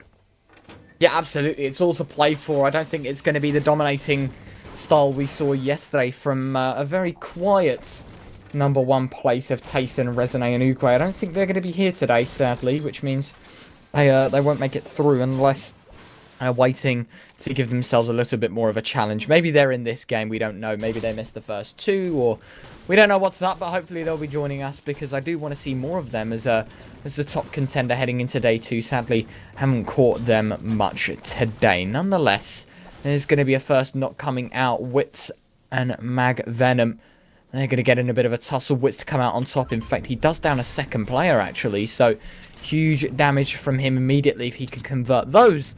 That'll be very nicely and a great start. Nonetheless, shots rattling on through. Does find a tag up, only for 20, however. And he'll go straight back to farming, of course. Juan Dairy Lee. We're going to go with that for the time being. Not the best of loot, and his drop actually quite remote compared to the rest of his team. He's not exactly in the same position as them, and that could cause problems. I think he's just taking a scenic route, just wants to farm up, get materials, find himself a little bit of loot, and then try and take those engagements in the early stages. Yeah, 1 team already gone. 6 players eliminated from the server. I believe Wits has picked up a few. No Tivian, we've seen actually a good bit of him. Actually picking up 2 knocks there just in the meantime. And I believe a few more kills are gonna come on in as we lose a few more trios. Notivian actually confirming 2 more kills. We'll be getting a good bit of health, good few points being racked up there, which is exactly what you want. If you can win your fights off early game, you know, rack up a few easy early points, you could be in a good position. Momo, actually, we saw himself and his trio in that last game as well coming in. We're going to see a few familiar faces in this lobby, I feel, but I wonder who is going to come out on top as we just wait and see. People just gonna loot up, gonna get what they can, and then begin to rotate into the circle.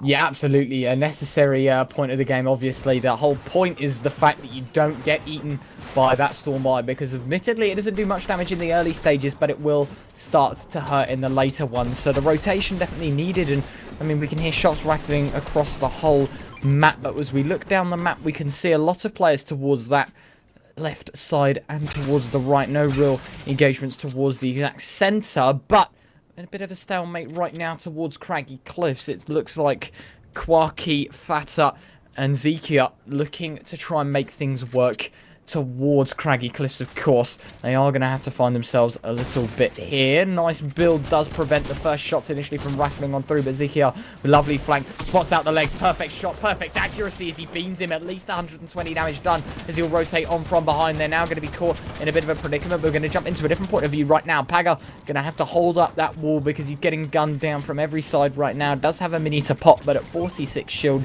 won't particularly need to, as he's going to break the floor, give himself a few more mats because his team overall not in the best of positions, pinned by 3 players. It's going to be an all-out brawl to see who will make it out on top.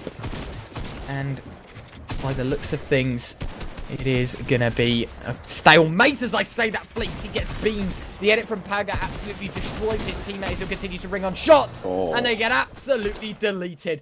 No more life for them as they're removed from the server. We're going to flip things over now back into the daylight, the sunshine from being stuck into the basement. As now we witness what has been the start of a fight. Nothing to be made of it as of yet, as by the looks of things, they're going to rotate towards the desert, jump into the river, and try and find themselves a way out of this gunfire. All in all, a very quick start compared to what we saw last time.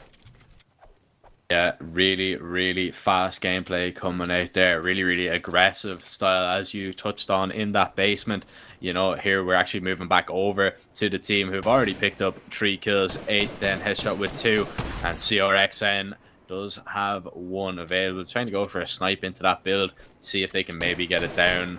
But right now, they are up on top of this mountain, quite isolated from everyone else in the server, as they have already gotten rid of their competitors. And actually, we see a llama close by to them. If they keep walking towards Catty Corner, they will be able to find that. They will be able to gain a few extra materials, maybe get some rotation, some shockwaves might be available to them then, as now we move back over to DQVV, as actually Notivian picking up so many kills. He's already picked up, I believe, around 6 in this server, just from looking at the kill feed, as now we see RERTV just sitting in the bush with his teammate, hoping that nobody spots them. Don't want to look down, don't want to be spammed on through, just want to survive for the moment. They're realizing the imminent danger that is above. They can see all the mats being broken, all the walls just being harvested, as you know, they just want to sit, they just want to get into the end zone. They don't want to take this fight at all if they can. And DQVV, what play is this? Gonna drive the boat maybe out, actually shooting a missile down into the build, putting pressure. And this is absolutely fantastic. What a play this is. Putting them under pressure. Now the spam is going to come in on through, as Oyer has to fight, but DQVV hasn't spotted them out yet, I believe. To be kind of careful for the moment. Spamming into the bushes, but I believe it is the wrong bush. Nobody there. It is the bush below them. As now they don't really want to go for a peek, because they might actually lose their heads. A bit of a stalemate for the moment. But what a smart play there, getting into the boat, shooting the rockets towards that build, and putting that trio under pressure. Yeah, I think it's actually been returned fine. Now, there is a player from below that's shooting up at the builds now. As it's going to be a bit of a drop. Oh, this is going to get intense. Oya sitting in the bush still. Oh, now he gets found. Now he has to spam those builds on out, and this is where things are going to turn from bad to worse for him. He's going to try and build his way on forward, trying to hold down at DQVV, who is trying to spam out those builds, not get shot, because at minimal amount of HP, it might be that his life will come to a quick closure. He does spot out more builds. Oya alone right now. DQVV going to pop some minis in the meantime, back up to 86 points of health, but of course, not going to be a good amount to sit at, considering, as he will pick up a couple of bandages now and allow himself to see exactly what's going on. More bandages going to be popped from DQVV, going to try and heal back up in the meantime. Kello is going to take huge amounts of damage. A man I think we saw in day 1 make it on through, as things fall to a bit of a silent lull in this part right now. Fortnite's a very hit and miss kind of game, where you get lots of action and then none of it, which makes it all the more interesting, especially in scenarios like these where the action is so crucial, when there's so much on the line. You know, if you play it casually, you know how intense this game can get, never mind when there is placements for a chance of winning 6,600 euros for your trio. That's 2,200 euros per person. Now I put that into perspective, which is an unreal amount of money for the majority of people to sit here and play for a weekend. It is definitely a lot of fun, and all the more, a lot more pressuring, as we see now. Oya, he absolutely jumps across, gets to his team, and now things can become a little more silent. Teams group back up as we head into the second zone. 1 minute and 40 until it forms properly. 66 players alive at a third of the server gone. And we're back into a moment where everyone is just going to try and survive. Yeah, survival, the name of the game for the moment. Actually, DQVV got really punished for getting aggressive. He thought he was making the smart play, you know, getting into that boat, shooting the missiles, but just got absolutely shut down. Was not aware that there were 2 people sitting in that bush to the left of him, and, you know, tagged him down really low, and in my opinion is very lucky to get out of there alive, as now we have a look across the map. People a little bit spread out here as we now go to Dixu, who is all alone towards Holly Hedges. He has lost his teammate Stormy and washed by Apex.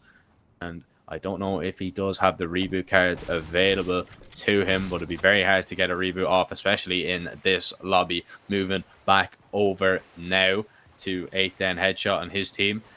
Very, very aggressive early on. Managed to pick up a trio kill already. And it looks like they're going to begin to swing towards Airlop and his duo. They, I believe, have lost 1. Or maybe they are just separated for the moment. But it looks like there are only 2. As this engagement could begin to start now. They will be looking down below. Actually, we're actually going to see David Fortnite actually picking up 1 kill there. Red Roll knocking 1 as well, getting the final kill, and it looks like David FN will pick up that earlier exchange that we were looking at. They will come out on top and they will begin to move on in. Now then Headshot gonna just jump into the water below and begin to push, trying to look for a snipe if he can. Nothing gonna be shown to him just yet, as his teammate is in the car and will begin to push and get aggressive. 11 trios already knocked out. Just under 2/3 of the players left in the server. It looks like Airlop and Stringed Fishy, they don't want anything to do with this. They are just gonna run away. They don't want to put don't want to put themselves under any unnecessary pressure. They don't want to lose another man and quite possibly lose a chance of getting placement in this 3rd game. Yeah, of course, and we were mentioning in the pre-game how important placements are, so it's no doubt that teams are going to play a lot more passive, not really give all too much in terms of fighting ability, because they want to save that for the later games. Use their skill and their knowledge of the game later on, where placements matter, where they need to get kills to push themselves further and further up the table. Nonetheless, Flocky from Solar is going to pick himself up 1. In the meantime, Clement going to find a knock onto Sams, and Sams will find 1 more. By the looks of things, there is going to be a reboot used at Slurpy Swamp, so there will be a teammate coming back to life in the meantime.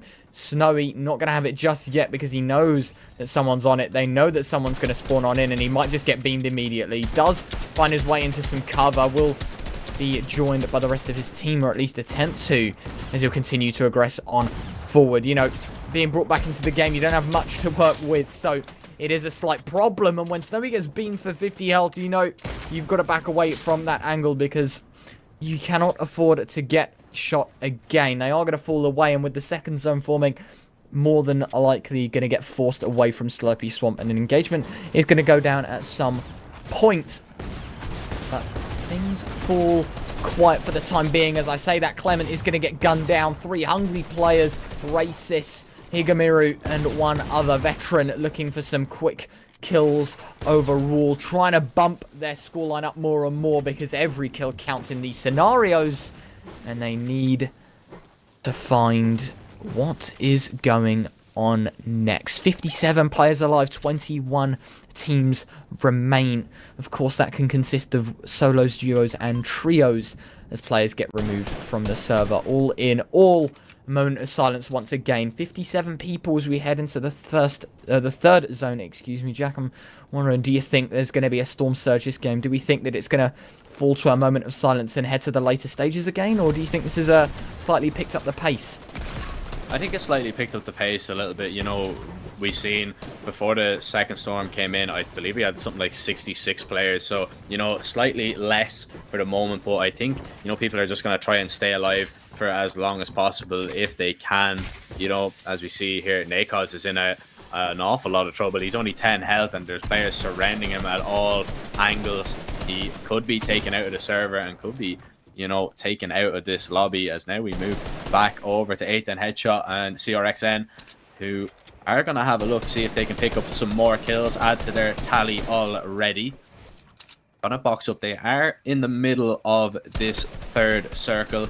Will do a little bit of damage to that red team of Nico, and actually Wits will find another knock. He will take down oh, the name from yesterday. The name from yesterday is back again. They managed to make it to day 2, but I still can't pronounce it, sadly. As now we see Gimma Best EU. He is just gonna have a look and see if they can take a few walls here. Airdrop and Stringfishy, they are a duo. Remember, they did lose one of their players already, and now they're being pressured here. Snowy and his trio trying to find something, as Stringfishy trying to isolate a 1v1, just trying to build up, trying to edit up and try and do a little bit of damage. As now we see Nico, who have lost their teammate, Wits confirming that kill. They were not able to get a res off. 54 players remaining, as now the competition begins to heat up. Absolutely, and now you're heading to stages where there aren't particularly a decent amount of players that aren't too experienced at the game. This is the final stage where you're only going to face some of the best players that have signed up this weekend. So, of course, things are going to get very heated and interesting. We'll have to wait and see. But, of course, Nico and, yes, yeah, you've caught me. There's the names sometimes, you know, they're too hard to pronounce. Hopefully someone in chat can help us out. But nonetheless, the bush camp comes out once again. We saw it happen once earlier and it didn't particularly work out. So maybe there'll be a change of heart this time as the zone forms. I mean, they're in position to stay within this bush.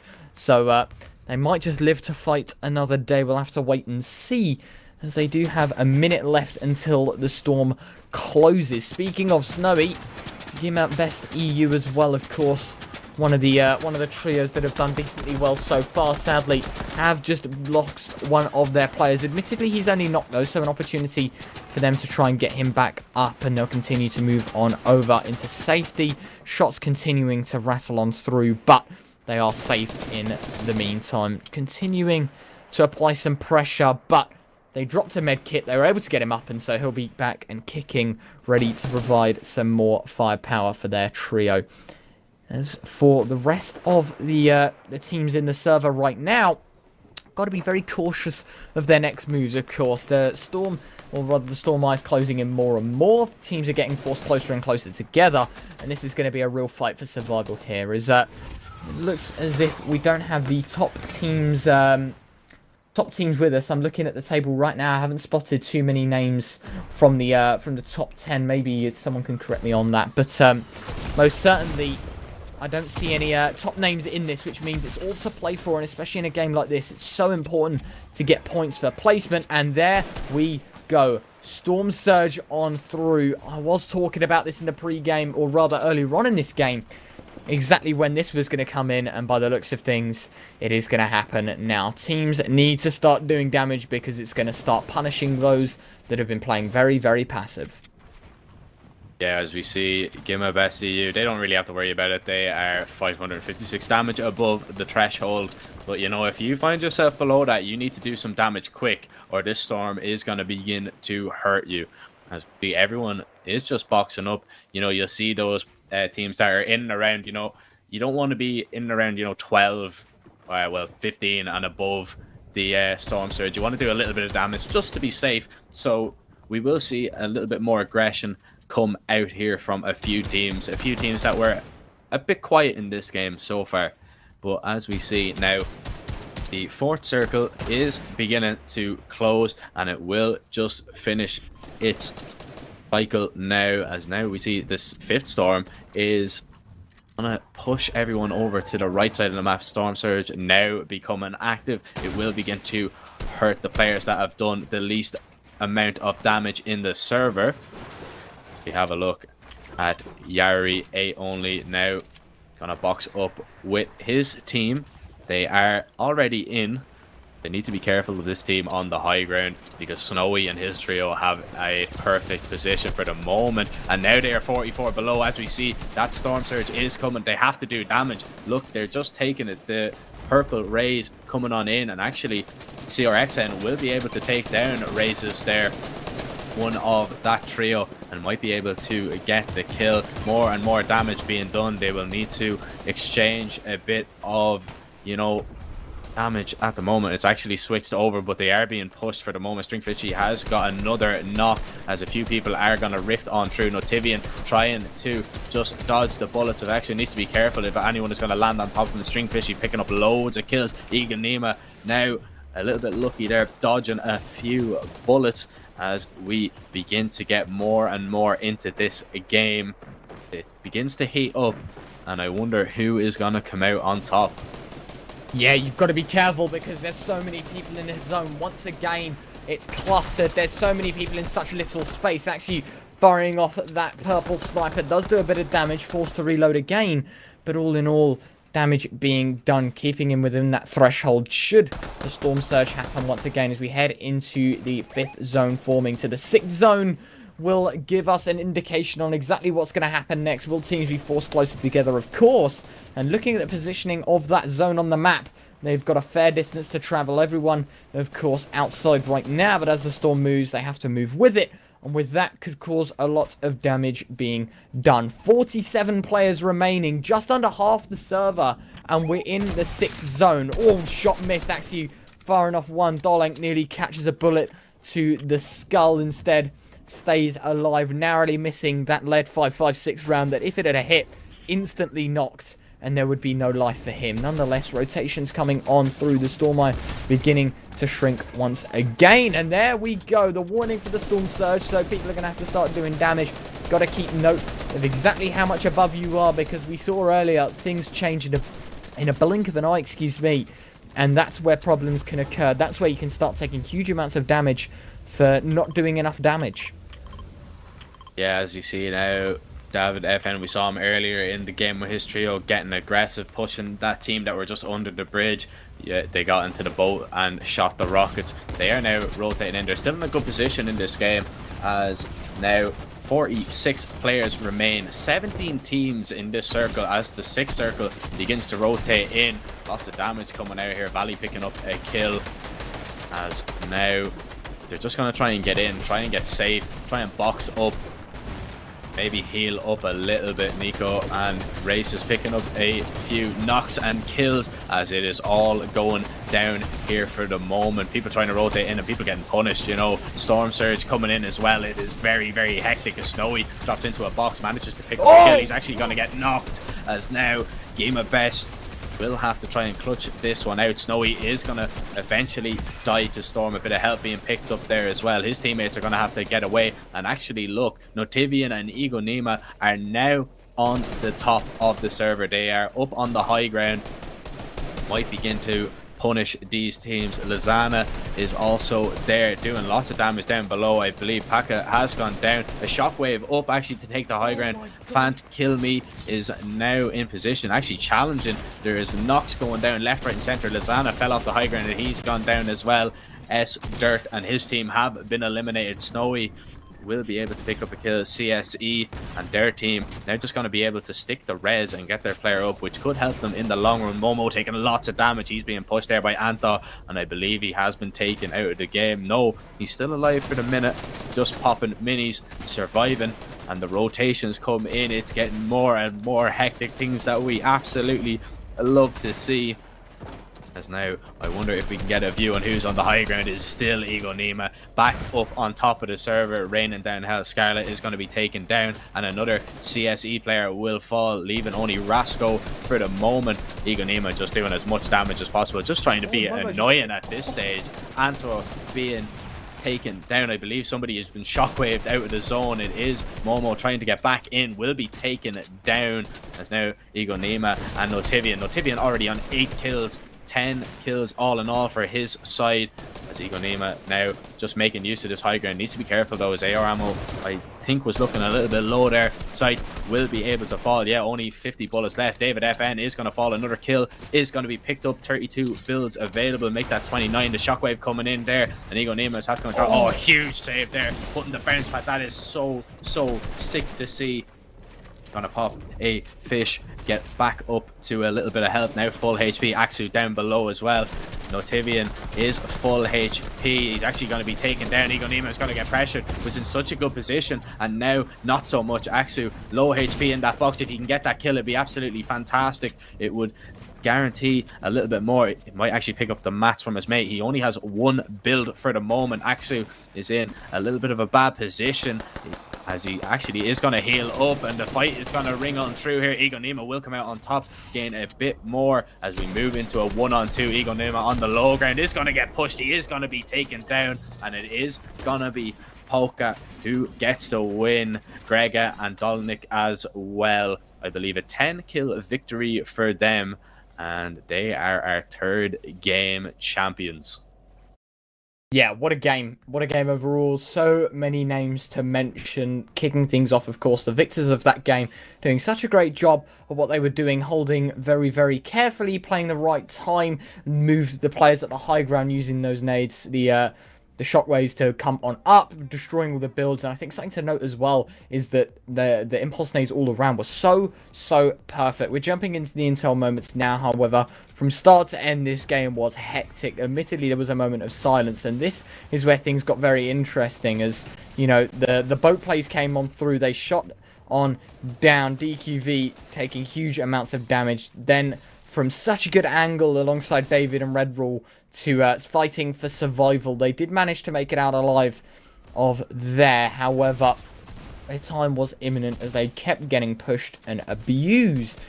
There's actually, this is the clip that I thought was quite sick. The fact that they were on the high ground, maybe we won't catch it, but the spam on down in the end. Igonema, definite MVP of that game.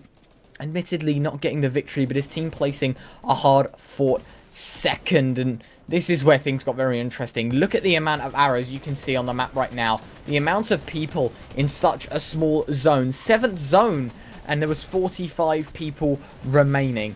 Unbelievable. The pushes continue on through, and from there on out, Snowy, he got a 180, nice shot. 76 was not enough, and he got immediately beamed down. And then, of course, the Storm Surge to finish the job off nicely. And I mean, you're still looking at a very, very small zone, and 21 players remain. I mean, his tac shotguns being fired off on all angles. All in all, a very good job. Igonema, of course, alongside his trio, making light work of around 1/10 of the server, managing to pick themselves up 10 kills. And maybe this is the impulse play I was talking about here. They got pushed right off the high ground and forced right onto the low as he continued to build on out, and then from there on out, forced to the low ground, forced to make a decision, did beam David, and then from here, it was as simple as Igonema, the last man left, 1 versus 3, and he had nowhere to go, waiting for the edits. Lovely shot, but in a 1 versus 2 and 2 players above you, you have little to no opportunity. Very well played from Polka, and with that, they're able to make themselves the Victory Royale, the champions of game number 3. Very well played to them, and hopefully we'll have the scoreboard in very, very shortly to determine how things are placing, because now we head into the 4th game, things are getting incredibly close. You have to make every kill count, every placement count, because of course only the top 33 trios make it out and through to the final day. So this is really a time for teams to just give it their all. They've got to push for the last 2 games, and they've got to make it through. Yeah, perfectly said there. Like, you need to make these games count. You need to get really aggressive. Interestingly to know, I was having a look at the leaderboard while you were talking. Taking over in first place is Begenius Jules, Zaku FN, and Wee Pow B, as actually they came 3rd in their first game, 1st in their second game. They only finished 12th in that last game, but 27 elims, which is absolutely insane. I mean, 27 elims and you finish 2nd place. That is ridiculous. You know, they are top. I believe they have a massive lead of about 50, maybe 49 points.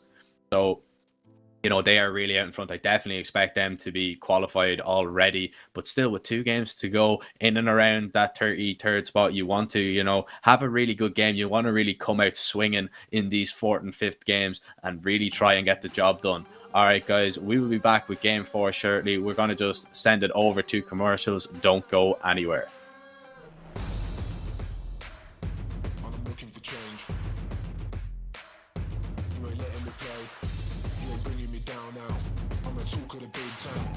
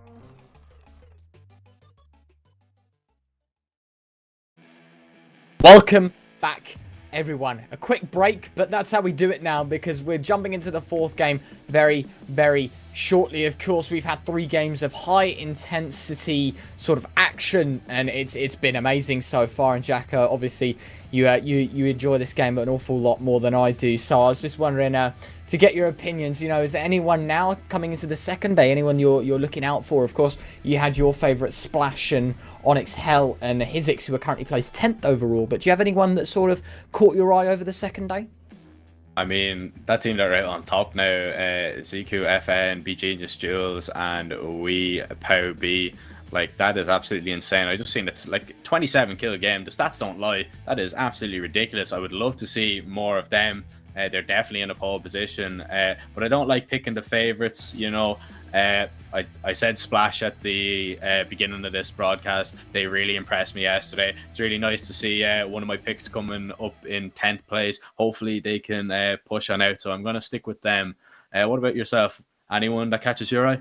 I'm looking right now, 29th place, Steppy, Sniper, and User 1S. I don't think we've actually caught a game of them yet, but they're holding in right now, and so I'll be rooting for them. Of course, I'm rooting for every team, but in my heart, I've got my favourite, and I'm picking an up-and-coming talent, hopefully. But of course, as I mentioned, we'll be jumping into the 4th game very, very shortly. And speak of the devil, we're jumping in now. Welcome back, everyone. This is going to be an interesting one. This is decision time because everything's on the line. You've got to get points. If you're up in the top stages right now and get instantly eliminated, this could turn your first place into, quite honestly, 50th or 60th because it changes with a blink of an eye. But looking at the map right now, we're seeing a lot of people diverge towards the end of the trajectory of the bus. So I'm looking towards craggy cliffs and, of course, steamy stacks. A lot of trios heading towards Dirty Docks as well, which could lead to a lot of fighting. Nonetheless, there's no one towards Weeping Woods, no one towards Hunter's Haven. And by the looks of things, the bottom left-hand corner of the map is completely clear. And as we just jump in, here we are, my pick. They must have heard you. The spectators must have heard you to get into the game with my players, because my pick now are going to land in, and hopefully we can see a big game coming out. But they are going to be up against it straight away. 2 teams landing at their POI. Craggy Cliffs is that available as we swap on over to Onyx Hell, doing a little bit of damage. And Midu is also in this lobby. They are currently sitting in 3rd. So just have a look up at the kill feed, already picking up a kill. We'll let you guys know if I spot anyone else. Just keeping an eye over on the leaderboard, as this game could be fairly stacked, as you see now. Just looting up happening as we go into a spectator cam as well. Should be really, really interesting. Everyone has done so well so far. They don't want to, you know, give up their advantage in this 4th game. They don't want to die out just yet. They want to give their best showing, like they have so far all the way through this tournament. As of now, Onyx Hell just still gonna be, you know, farming mats. Nobody taking any engagements yet early on over towards Craggy, and we're gonna jump over towards Lazy now. The School of CET having a look, actually tagging up Xerax a little bit, doing a little bit of damage. We'll begin to push on out, maybe just having a look, not able to find anything just yet, just tagging them up a tiny little bit, putting them under pressure. I believe Nasty Just is very, very low, one of his teammates. He needs to be careful. Mocha is going to try and get away. Some good shots ringing out there, but no kills to write home about for the moment. Teammate down below will need to get a heal off, and he has done just that, getting back up to 100 HP. No shield available, only on School of CET. And School of CET by C has been taken down. By S is still up for the moment. The Rez is going to come in. He's just going to hold the wall as the pressure will begin to mount. That's not what you want. You don't want your player being knocked early on in this one. Absolutely not, and especially in a hot spot like Lazy Lake, you know you're going to get capitalized upon the moment you get caught out. They do get stuck in the door, but they work things out and are able to escape the area nonetheless, and continue on through, continue to try and farm up, get as much material as they can. But speaking again, School of CET is going to get taken down, and this time Xerax is going to finish the job that he started. Continuing the pressure, however, they've got to be cautious. What a shot, but more importantly, they're going to get absolutely beamed as we jump over to Salty Towers right now. Everyone jumping in on the action. Vortex Hasuki, rather, is going to fall, and now Ragnad is going to get caught in the open. Has to try and build his way out as he'll use the stairs to get on up. Spots out the head, does not make it work. Just and Ragnad's both fall, dug 6 feet under, sent back to the lobby in the early stages of game 4. They'll have to wait for game 5, and Zebu is going to be Emmett. A lovely little bit of an emote there, just going to rub it in their face. Nonetheless, reboot card pop. They are going to use the van to give their player life once more. The resurrection from the dead, of course, in Salty Towers, as they are the only team that are left to stand strong. And yeah, absolutely love to see that. You just have to let them know, don't you? Not only did you get the better of them, you just have to let them know that it wasn't even close by emoting. As now we see Alpha Luck, he's going to go down. One of Mido's teammates and the Big Tony, they are currently placed in 3rd position after the 3rd game. And they're in a little bit of trouble here as they're being pressured early on. The Big Tony and Mido, though, will pick up a few more kills. 6 kills all in on. That is 30 points already in this game before placement has even come into it. And, you know, 6 kills early on. You're already 3rd on the leaderboard. Gaining 30 more points. You're just moving closer, solidifying your spot in the final day, which is absolutely fantastic. As now we see Neox, he is solo for the moment, trying to get around to his teammates, as now Axel, Belivid, and Raha are being pushed by Mido. I believe actually they were the aggressors here, getting on top of Mido. They were just trying to heal up, as now bringing on shots through, trying to take out the top dog, so to speak, in this server. A nice edit coming on through there. The charge shotgun shot is going to miss from Mido. Raha having a look, trying to get walls here, and they do just that. But Mido doing a good job of evading this for the moment. The Big Tony has grouped up with him now, as the builds are coming on in. Mido's just trying to escape, trying to get out of dodge, so to speak, just trying to evade these shotgun shots that are ringing on through throughout these builds, doing a little bit of damage. He's actually going to lose his box there just as we swap over, and I believe the Big Tony did go down there. I'm not too sure. Mido actually will come out and get that kill. I don't know how he did it, but he has come out on top. 61 players remain, and another team has been eliminated. Actually, Mido is going to go down. His trio has been taken out of the server. He is only able to get, I believe, 1 or 2 more kills. So that is a top 3 team being eliminated early on in this one. Going to be very little placement points for them, and maybe a chance for another team to, you know, come into fruition to capitalize on the early elimination.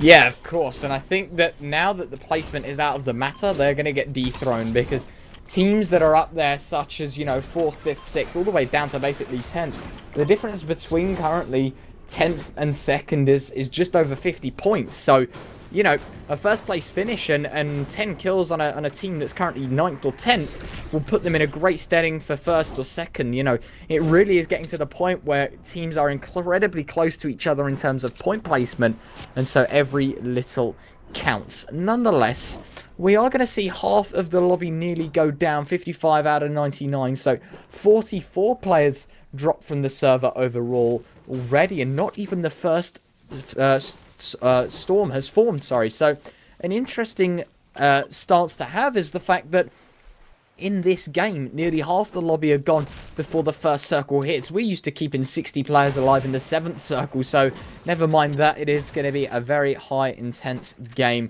Lots of action to be expected at the end of the game, but I expect right now, considering the lack of players, a more silent approach heading into the to the later circles. And I mean, yeah, we're seeing a lot of players get eliminated already because people know, you know, we're getting to the later stage. You don't have the other games to come. You know, you've already played 3 games. You need to get a move on if you're going to want to make it to the final day, which is tomorrow. You know, you need to get your points in. You need to get kills. You're under a little bit of pressure. So as we see here, Tadabs is actually going to get aggressive, going to begin to build up and maybe take a few walls here. Tries to hit a snipe there, actually misses, but ties him up with the AR, doing a lot of damage. And actually his teammate has taken loads of damage. Rumba building up, will actually crack him with a shotgun shot. As now he just tries to hold, he tries to put a ramp in front of him, tries to pop these minis if he can, but he's being hassled an awful lot, and Rumba is not going to let up, as now we go over to Tweaksy doing a little bit of damage. The player actually fallen there as well. Tweaksy spotting their KPI. Axel spamming away, trying to hit his shots and maybe take out Axel early on. I believe they were high enough in the rankings as well.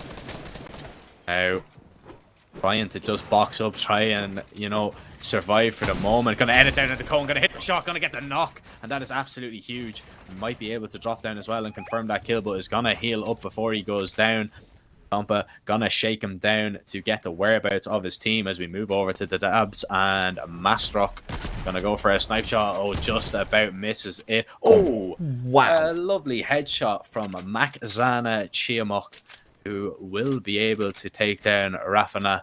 And now there's only 17 trios left in the server, 49 left as Cortez will pick up another knock. And the second storm hasn't even started to move yet. Yeah, I mean, 49 players in the server, so more than half the lobby gone. And now you're looking at a situation in which I think we're going to see lots of silence and basically no one to be around. Basically, I feel like in this time there's going to be little to no action. Speaking of, there is Altbert that has just been taken down. Plan is going to get shot down from behind, and now this is going to be problematic because 7-Tor is there. He's looking for some kills. Giorgione Pad going to try and use a bit of rotation to get out of a gunfight. Instead, he has been bumped right into a wall, and by the looks of things, he'll be dismantled off fairly easily. Nathan going to apply a couple of shots, just waiting to try and make the move, and might just claim it. He doesn't. Actually, he might have done. I'm not too sure just yet. We'll have to wait and see if he's claimed it. He has. So he'll make his way on forward through, trying to catch out this trio. By the looks of things, he's looking for it as well. Wall place, perfect timing. I think that was a rift as well being used. It was. And so they're going to try and make their way on through. Nathan, he's going to take the pursuit to the skies because he's hunting. And he's even going to let his team use it as well. So a free rotation, not only not being used for the other squads, but also there's a free rotation for them. And I think that's what counts now, because still six shockwaves, left on Nathan, and a decent amount of ammo utility, 5 minis as well, got a flopper as well. So all in all, a very good opportunity as they fly over towards the desert. Still the second zone not formed just yet. Snippy is gonna fall. Radox gonna pop a rift and get out before anything happens. So all in all, fairly known approach. He might just burrow as well and try and get under the sand. In the meantime, by the looks of things, Nathan going to try and use this position he has to do some damage. Does find a little bit of a tag, but nothing too major found as things become incredibly quiet. And yeah, you were talking about it there, Nathan, getting a free rotation with his team. Did not have to pop that rift fish that he does have in his inventory. So, he will be able to use that if he gets into a little bit of trouble, or maybe later on to maybe challenge the high ground in the later game. But right now, we are going to get back underway. They're going to try and take a few floors here and spam into boxes here and try and put pressure on. It's MM, going to build up, going to be cracked for 72. Blue needs to be careful as Nathan is going to begin to run him down. Gets out of the way for the moment. Now Nathan, he has absolutely no idea what is in store because he's jumping down trying to find, maybe it's MM if he can. Gonna break into his box, will tag him up a little bit. It's MM has healed a tiny little bit, but not a lot. And the pressure, it's unrelenting right now from Nathan as he is going, looking around. Actually just dodges a shotgun shot there, building up. Actually will crack all the shield away, and it's MM doing a good job of trying to get away, but he's going to be edited on. The wall has been taken. Nathan will take him down. The kill will come in, and now Nathan is going to begin to break out to maybe help his teammate. As a 23 damage tack and Ozarino are in a fight of their own. They're actually being pushed here. A shotgun shot from that blue tack will do a little bit of damage to the oncoming attackers, as now Nathan is with his team. Just gonna pop a wall there. There's actually going to be a few splashes being dropped as well. We're going to have a look at the map, and it's very congested over here towards that bridge. That's where all the action is going on for the moment. Everywhere else, everyone seems to be keeping their distance, practicing the social distancing, very much important in today's day and age. But not for this team, as Noel is going to get up close and personal with Nathan, and he's going to get cracked down to 133, as now we see Splash going to be knocked here, going to be taken down. Hizix, the only player left, Gambit 2 will finish him off. And now coming up to Christmas, we are gonna see Bukata is Grinch here. Just gonna heal up here. He's just gonna heal and maybe get involved. They are the team that are aggressing onto 23 damage attack and Nathan below. Still nothing going on though just yet. They are just surviving for the moment, staying alive. They will need to begin to rotate in soon as the zone is coming in. 23 damage attack boxing up as now Ozarino gonna spam on in. Grinch looking for a few kills, just gonna continue to build, continue to connect, not fall down and take any fall damage for the moment, but he's gonna jump on in and needs to be careful here because Ozarino and Nathan and his team, they are all grouped up, they're all in and around the same box, and if Grinch decides to jump in, he'll be in a little bit of trouble.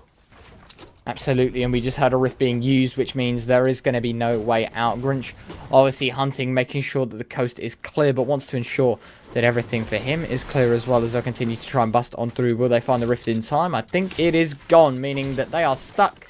They have no rotate, and their opposition is out like nothing. Nonetheless, zone closing in now, of course, 45 seconds until it completely forms. They've got quite a slow part of the zone, so they'll be able to make their way on forward with no problems at all. And with that, by the looks of things, it'll be easy rotate because they've just picked up a bit of utility that can help them rotate on through in towards the zone as well. In the meantime, looking at the map, people are quite close together, but of course, there isn't a lot of action going on because the minimal amount of teams in this area. We're looking at 12 teams remain, and that is an unrealistic amount considering the fact that, you know, we're used to this stage and still having 40 teams alive, so it is a definite change of pace. Yeah, a welcome change of pace at that. You know, it gives us time to breathe a little bit, you know, because it's absolutely mental trying to talk about everyone, you know, getting up close and personal, trying to cover absolutely everything in this. As we see, Gambitus, I believe they are in 11th at the moment, so a very high placed team is now. There's going to be a super bounce used there from Nathan and his team, and they're actually going to land on top of the CSE team, who we have seen before. Skylight is going to go down. Navitor actually going to fall as well. It was actually Rasco that got the kill, as now we see 28 players left in the server. 12 trios remain. Game number 4 of 5, of course, today, as a nice shots ring on out into Zebo, and that is going to allow the team to push to get on top. They are going to have some unrelenting pressure on top, and Zebu is going to be taken down. Bokata is Grinch going to fall off his build. He's going to be spatted out by Tadabs. Now he is just going to have to heal up. Have a look as we move over to Gambitus, trying to save a Navi Tor as the Rez might come on in here. Link getting a knock, their teammate dropping one more player, as there are a lot of bodies just on the ground, lying around, crawling. Flopper going to be dropped as Gambitus going to walk out here. Might be able to confirm the kill onto Rasco, who is in the water. Needs to get these mats if he can. Will be able to recover all the loot. They are already on 9 kills. They could get even more. A CSE actually will take down Nathan and his team. They will fall. Another trio has been eliminated. 22 players remain, and look at the distance between all these teams. Like, this is something that we have not seen. This game, you have a bit more breathing room, a bit more space to, you know, maneuver, to rotate, as we see these teams also in the sand tunnels. And now it looks like Lajavi is going to take a fight with Gambitus, but I don't know if that is a fight that you want to take. They are absolutely rolling right now, as now we see a rift being popped to try and get into this 4th storm before the 5th storm begins to come in, as Lajavi now will begin his rotation as well. Gambitus and CL Link going to begin to move into position 2. Absolutely, and now this is where things get interesting. There's going to be a huge fight breaking out on screen right now. Many a teams grouped up together at the same time. You're looking at a side that, you know, whoever wins this is going to be in a good position. You've got all the mats from every team. You've got to be careful of everyone effectively in the same area, people just coming in from all angles. But at the end of it, you're going to have so much loot, it's going to be unreal. By the looks of things, they're going to try and tunnel their way on out. Maybe that's a strategy. And they will, no problems at all. Disengage with no problems at all. And a rift is popped. So, ideally, that's a huge play to make. You know, Grinch and Lajavi, they're going to force a rift to be popped in exchange for simply just using a mechanic. So, all in all, very worthwhile trade from them. A huge impulse there. Orc is going to try and find his way on out, but considering he has just met up with his teammates, he's got to be careful because he's got 3 hungry players hunting for damage. Oh no! He's going to get dinked so much. Lajavi down to basically nothing. He has got the shield to get back up to the full 100-100. But, of course, any damage is good damage at these stages. And considering the minimal amount of people left in the in this zone, there's definitely going to be moments of silence. And we might just see ourselves in a heal-off scenario. Or if not, I definitely would expect us to see a clear up before the 9th circle even forms, or rather the circle even closes, because of course in that scenario as well it is highly likely that with a minimal amount of players remaining that you're in a scenario where you're finding yourselves fight within the 7th or 8th circle. I don't think we'll even reach 9, considering there are only 9 teams remaining, 20 players alive, and we're getting into I would say final stages, but it's really not. We're probably about 2/3 of the way through, so still a lot more action to come. Yeah, a lot more action here as we actually see Bokata is Grinch and his team just going to push in here, going to get a bit more loot as CSE Orca will be able to find a kill. Now just scoping up on these builds, having a look, seeing if they can maybe take down one of these players to snipe onto that metal wall, doing a little bit of damage. But if we have a look, these teams on the high ground will need to rotate in because that is not in play anymore. We're going to see these shockwaves and bouncers being used. Moving on over to Bokata is Grinch now. His team only on 5 kills, but they will be getting a nice bit of placement. Of course, they are in 7th. Well, there's 7 teams left remaining. 17 players all in all as they begin to use these tunnels to walk in. Just walking through other teams' tarps for the moment. Might be able to spot out a player or so. Just taking it slow for the moment. Then we move over to CSE Orca and Scarlet, who are doing a little bit of damage here. He needs to be careful though. He's only on 82 health and Scarlet isn't too healthy either. Gambitus picking up another kill as now they will begin to rotate in and move in. Gonna break into a build and rattle off a few shots, see if they can add to their 4 kills already. But as I spoke about, they need to be careful because they're being pushed from behind. They're just going to sit. Only 3 builds available to Orca as well, as CL Link and Gambitus are above for the moment. They have the height and they are raining bullets down onto the competition below, should I say. They need to be careful though, because the rifts are coming. They could get landed on. They get a few more kills as well. The Scorpio's only 1 build, needs to get a kill, charging up that charged shotgun, but he's picked a fight with 2 players and he's being shot from all angles. He will be taken down. It's Lojavi that's going to pick up that one. 5 teams remain, 2 up on top of the high ground. Navitor has grouped up with him, as well as Link gets involved and Rumba will fall. He's picked up a few more mats as well. Lojav now going to use a bouncer to rotate in. 4 teams remain as Lojavi will fall. Navitor picking up a few more, and I feel like Gambitus and his team, this is their map to lose, or their game to lose, should I say.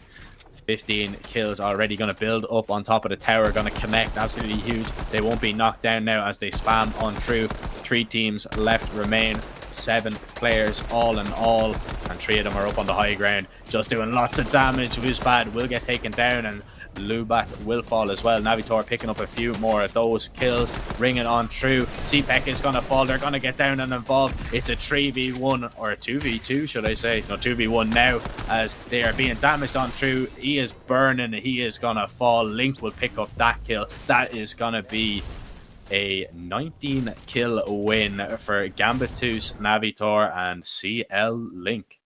Yeah, I mean, what a game that was overall. You know, display with absolute perfection there. A huge kill game, plus the victory definitely going to help them in the standings. Hopefully we'll be able to find out where they stand overall in just a second as we wait for the scoreboard to update. But of course, with Game 4 being down, there is only 1 game remaining, the 5th and final one of the day. But before we talk about that and how important that game is, let's watch back the highlights brought to you by Intel, of course. And this is the very start of the game. 99 players in the server, and you're looking right now, first zone, not even started moving for a minute yet, and you've already seen a quarter of the lobby gone.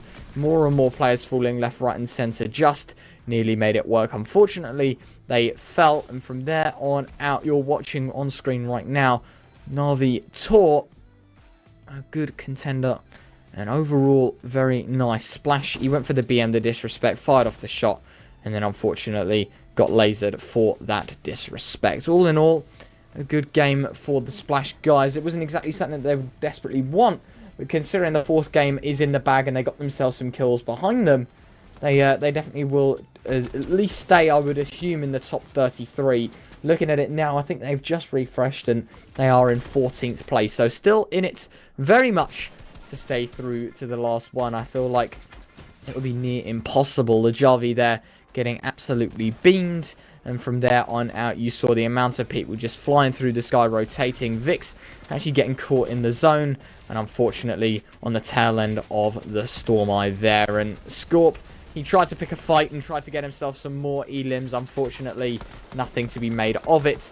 And then somehow this pistol doing so much work. You're about to see now how much work it really did. Because Link, he managed to beam everyone he saw. You're going to watch now as he fires on through 1, 2, 3, 4. And it was perfect. Continue to shoot on through Gambit. Toos there as well to pick up the kills. Connecting with the tower. And then again realizing, hold on. There you go. Tag up. Now I've got to engage. Now I've got to help my team. And from there on out, Edit realizes they're below. First shot there. Spams on through. And the second shot to finish the job. Very well played. 19 kills overall. And it's just an amazing game, I guess. There was no better way to summarize that. And looking into the last game, it looks to be Weebow, ZQ, and B Genius Jules that are in first place. 343 points. 7 Tor, C-Link, and Gambit. Two the players we just witnessed bumped up to second place overall. 302 points to 343. So very much ahead in number 1 to 2 right now. But by the looks of things, it could change really easily. You know, 70 points for a win, and that could really turn your world upside down, realistically. Yeah, just having a look here, down at 33rd, it's 168 points is the moment, but it's so close down there. Literally, anyone could win. I'm looking, there's only 40 points between 33rd and 70th place. Like, that is so small. That is a matter of a good placement, and you could possibly get into the top 33 and advance to the finals tomorrow. So it's still really all to play for. I hope that we see one of the lower teams that are in and around the 50s, if they could have a huge game on stream, that would be absolutely amazing, you know, to qualify for the final day, an achievement in itself. But everyone wants to be in that final day. Everyone wants to be battling it out for that €6,600 prize pool, and also a load of Razer peripherals. As we have a look now, the first place, you want to be getting that 70 points. That's where the big placement is going to come, and then plus 5 points per kill. You know, that's really where you want to be. You want to be just surviving till the end game, even if you don't get so many kills, because, you know, if you can get a first place with even 3 kills, you know, that's 85 points. It's a massive amount, and it could really, like, just throw you into first place. Yeah, absolutely. It's really all to play for heading into the last game. But nonetheless, we're going to throw it to a quick break. Don't go anywhere. We're going to be back with the 5th and final game.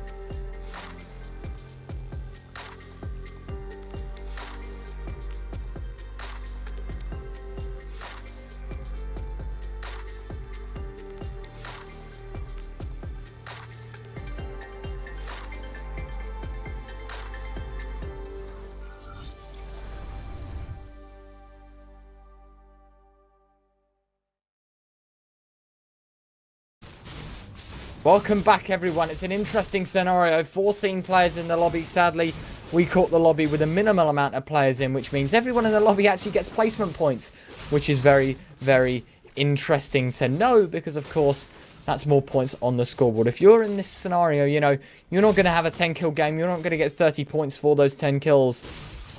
But at the end of the day, considering there are only 5 teams in the server, a top 5 placement, that's a huge amount of points. So all in all, not bad. Nonetheless, Dolenk to find the first. Minviz, or Minxviz, I'm going to go with for the time being, does get not converted just as of yet. In fact, he does in the end.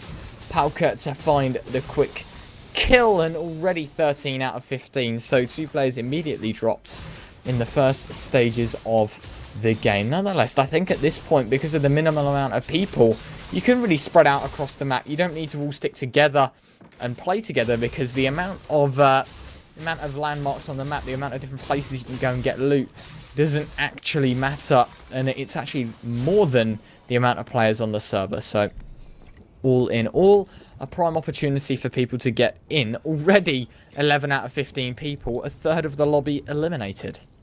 And yeah, just going down there, it was actually our third game winners, Palka and Grega. I believe the other player is Dolnik. They have already been knocked out. Yeah, we just see Grega is going to be taken out. They are going to be the first trio eliminated. I mean, like a top 5 placement points. It's obviously not the game that we wanted to see. We want to see a game full of action. But sadly, this is the game that we are spectating. But you know, top 5 placement, you can't really give out about that, especially, you know, when you get to the later stages. Some players, obviously, you know, they don't really want to continue. They realize, you know, oh well, maybe there's not really a chance of us getting any further in this competition. We'll just maybe call it there. People have to leave. People maybe have other, you know, arrangements going on. They have to do other things on a Friday, which is fair enough as well. But 3 teams remain. We're already into the top 3.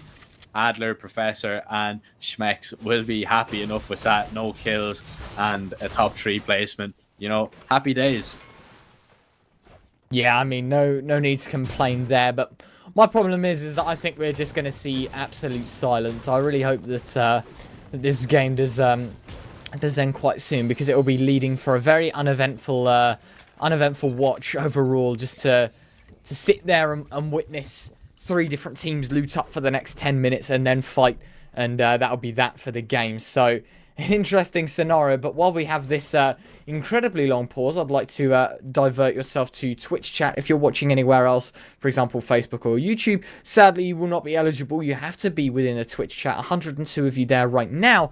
Drop !ticket in the chat if you haven't already. You need 6 tickets to have the maximum chance of winning. Of course, every ticket counts towards your chance, but all in all, you've got to claim 6 tickets per stream. If you get 6 tickets, life is good. You have the best chance of being in on winning a Razer Viper mouse. So make sure to get on that quickly before time runs out, because of course at the end of this game it will actually be decided who the winner of that is. So make sure to stay on board with that, and we'll get back to you at the end of the game regarding who has won.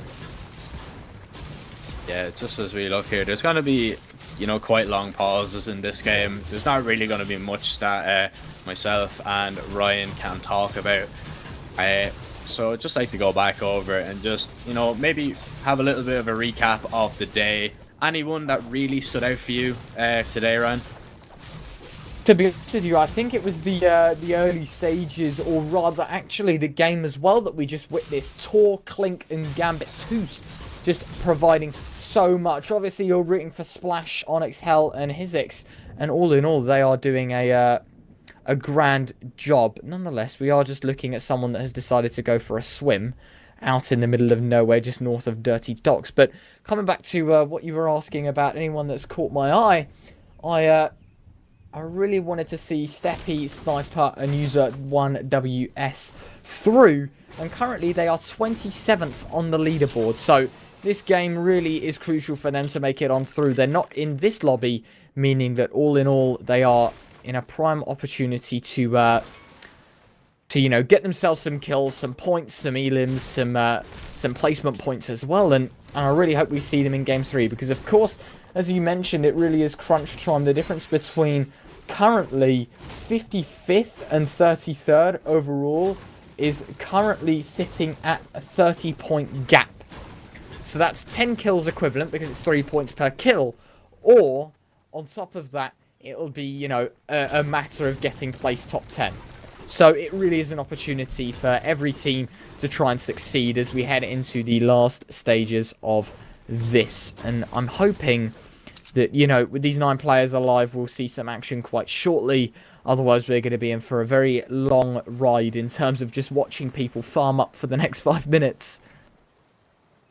Yeah, I think having a look now, I'm actually just having a quick look at the leaderboard there for Dios as we had a look.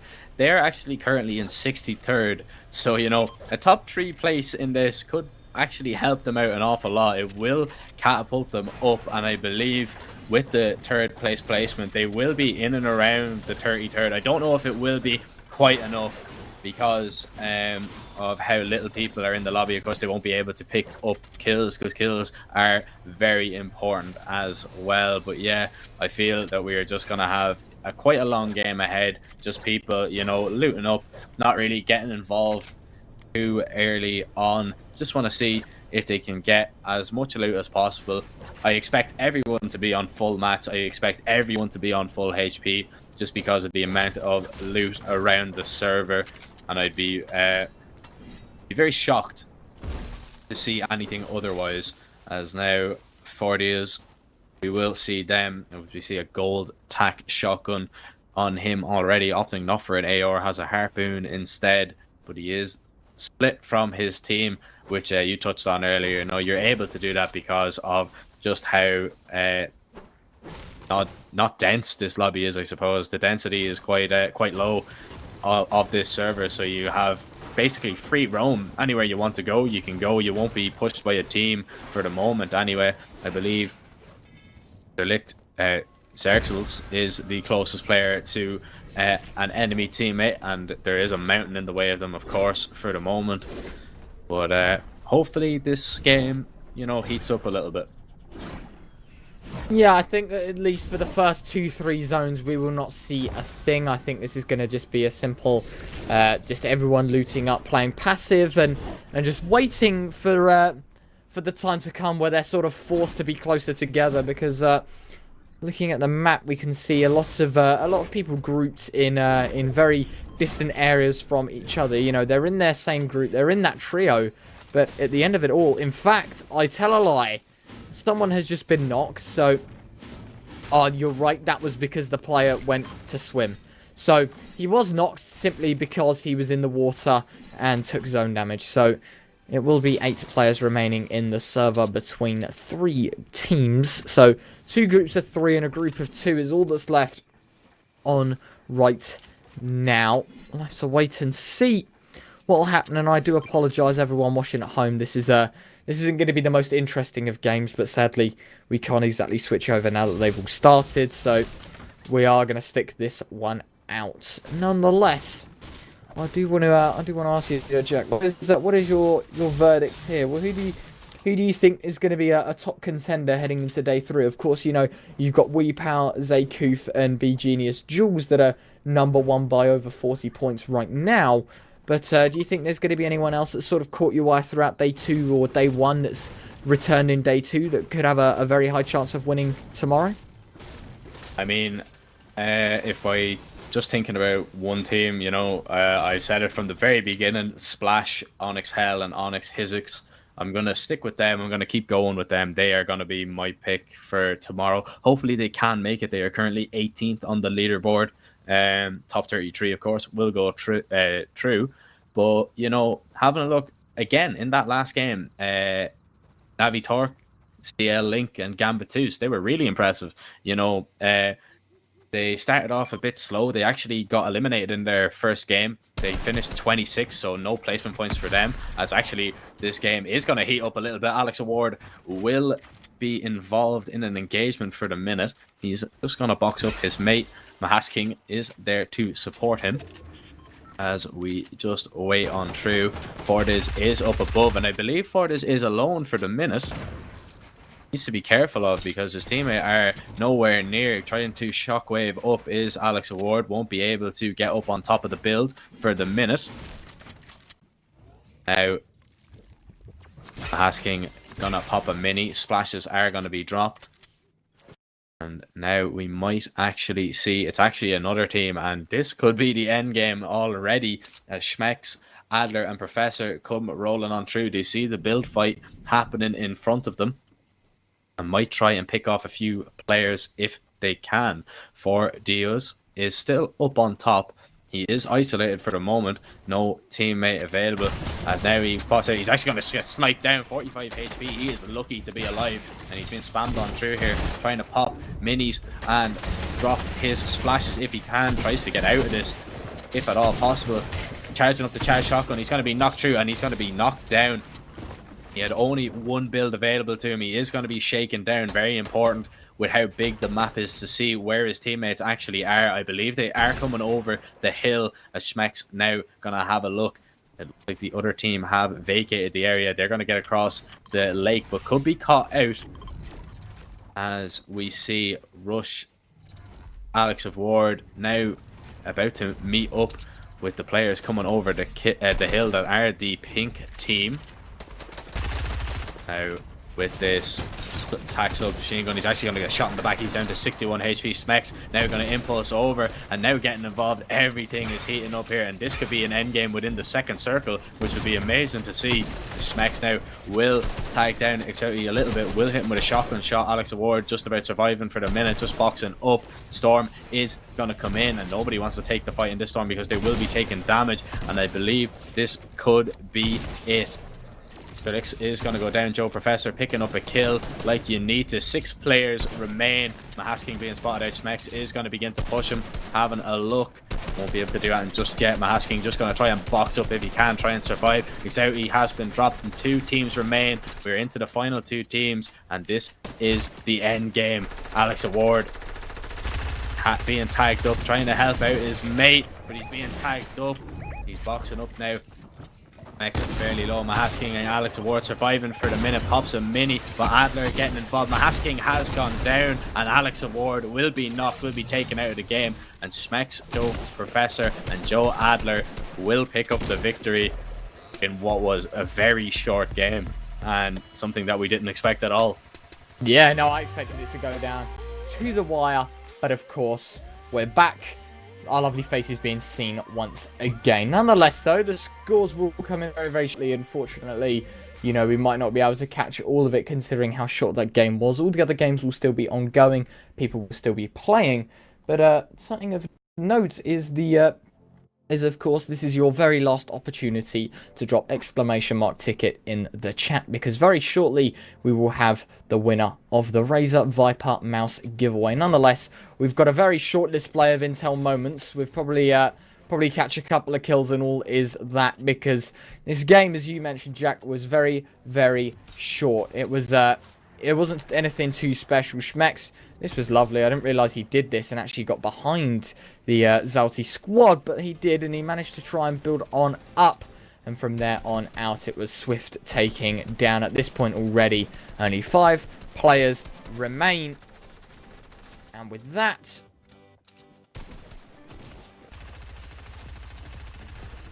that. It looks like he will get the kill. Schmex did fall. King will get taken out, and Schmex actually went down there to King.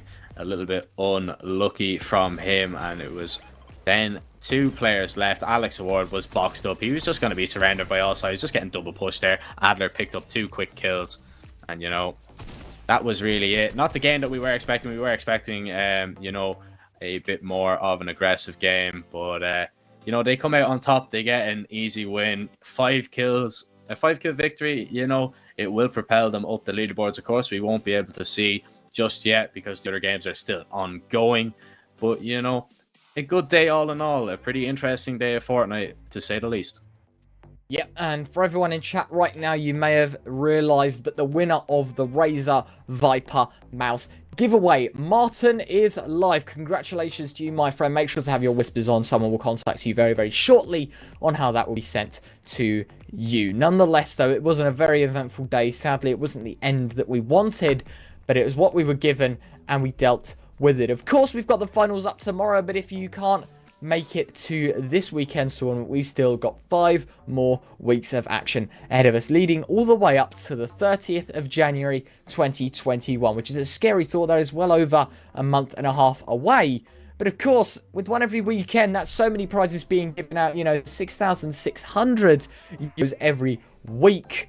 Razer putting on these awesome tournaments for everyone to join. Nonetheless, you can see now that it isn't just the 6,600 euros in cash per team that wins. There's 500 euros for the MVP, and additionally 570 euros given out in products every week as well. What a week this has been, and of course it's not over just yet. As I mentioned just a second ago, we've still got finals day tomorrow, and this has already been such an eventful weekend. Of course, Saturday, the big day, the finals of what has been a very interesting and a very hyped up Razer Invitational Europe. Yeah, no, I really can't wait for tomorrow. We will exactly see, of course, top 33 teams from today will go through. We won't get to see just, you know, who is going through, sadly, because all the games are still ongoing. We got the short game, the short end of the stick, so to speak. But yeah, pretty interesting day of Fortnite. Some really nice highlights in there. And all in all, very impressed. Can't wait for tomorrow. Congratulations to all the teams that actually do make it through to tomorrow. We hope to see you then. And if you didn't make it, if you just missed out, unlucky, you can actually you can just join in the next tournament. You know, you can still have 5 more goes at it. You never know, you might get a bit more lucky. And make sure to go check that below. It is razerinvitational.com. All the links you need are down below this channel, and we look forward to seeing you then. Yeah, absolutely, and I'm not too sure if we can throw it, but however, it has been a very interesting tournament, and of course, we've still got finals day tomorrow. It's an interesting one, and it will be very exciting to see who will make it through to the top 33. Nonetheless, as far as I know, we are ready to throw it to the end, so thank you everyone that has watched throughout today. If you just tuned in, make sure to drop the Razer channel a follow, twitch.tv/Razer. Of course, we're streaming on Facebook as well, where you can go and check us out over there if you don't have a Twitch account. But all the giveaways hosted right here on the Twitch stream, so make sure to come over here, drop us a follow, get ready for the Pringles giveaway tomorrow, get ready for the Razer mouse giveaway tomorrow, and more importantly, get ready to crown your victors. I've been Ryan Retro Bernard, joined today by Jack Zerfa Kelly. Us two will be back tomorrow with finals day. Thank you everyone, and we'll see you then. Yeah.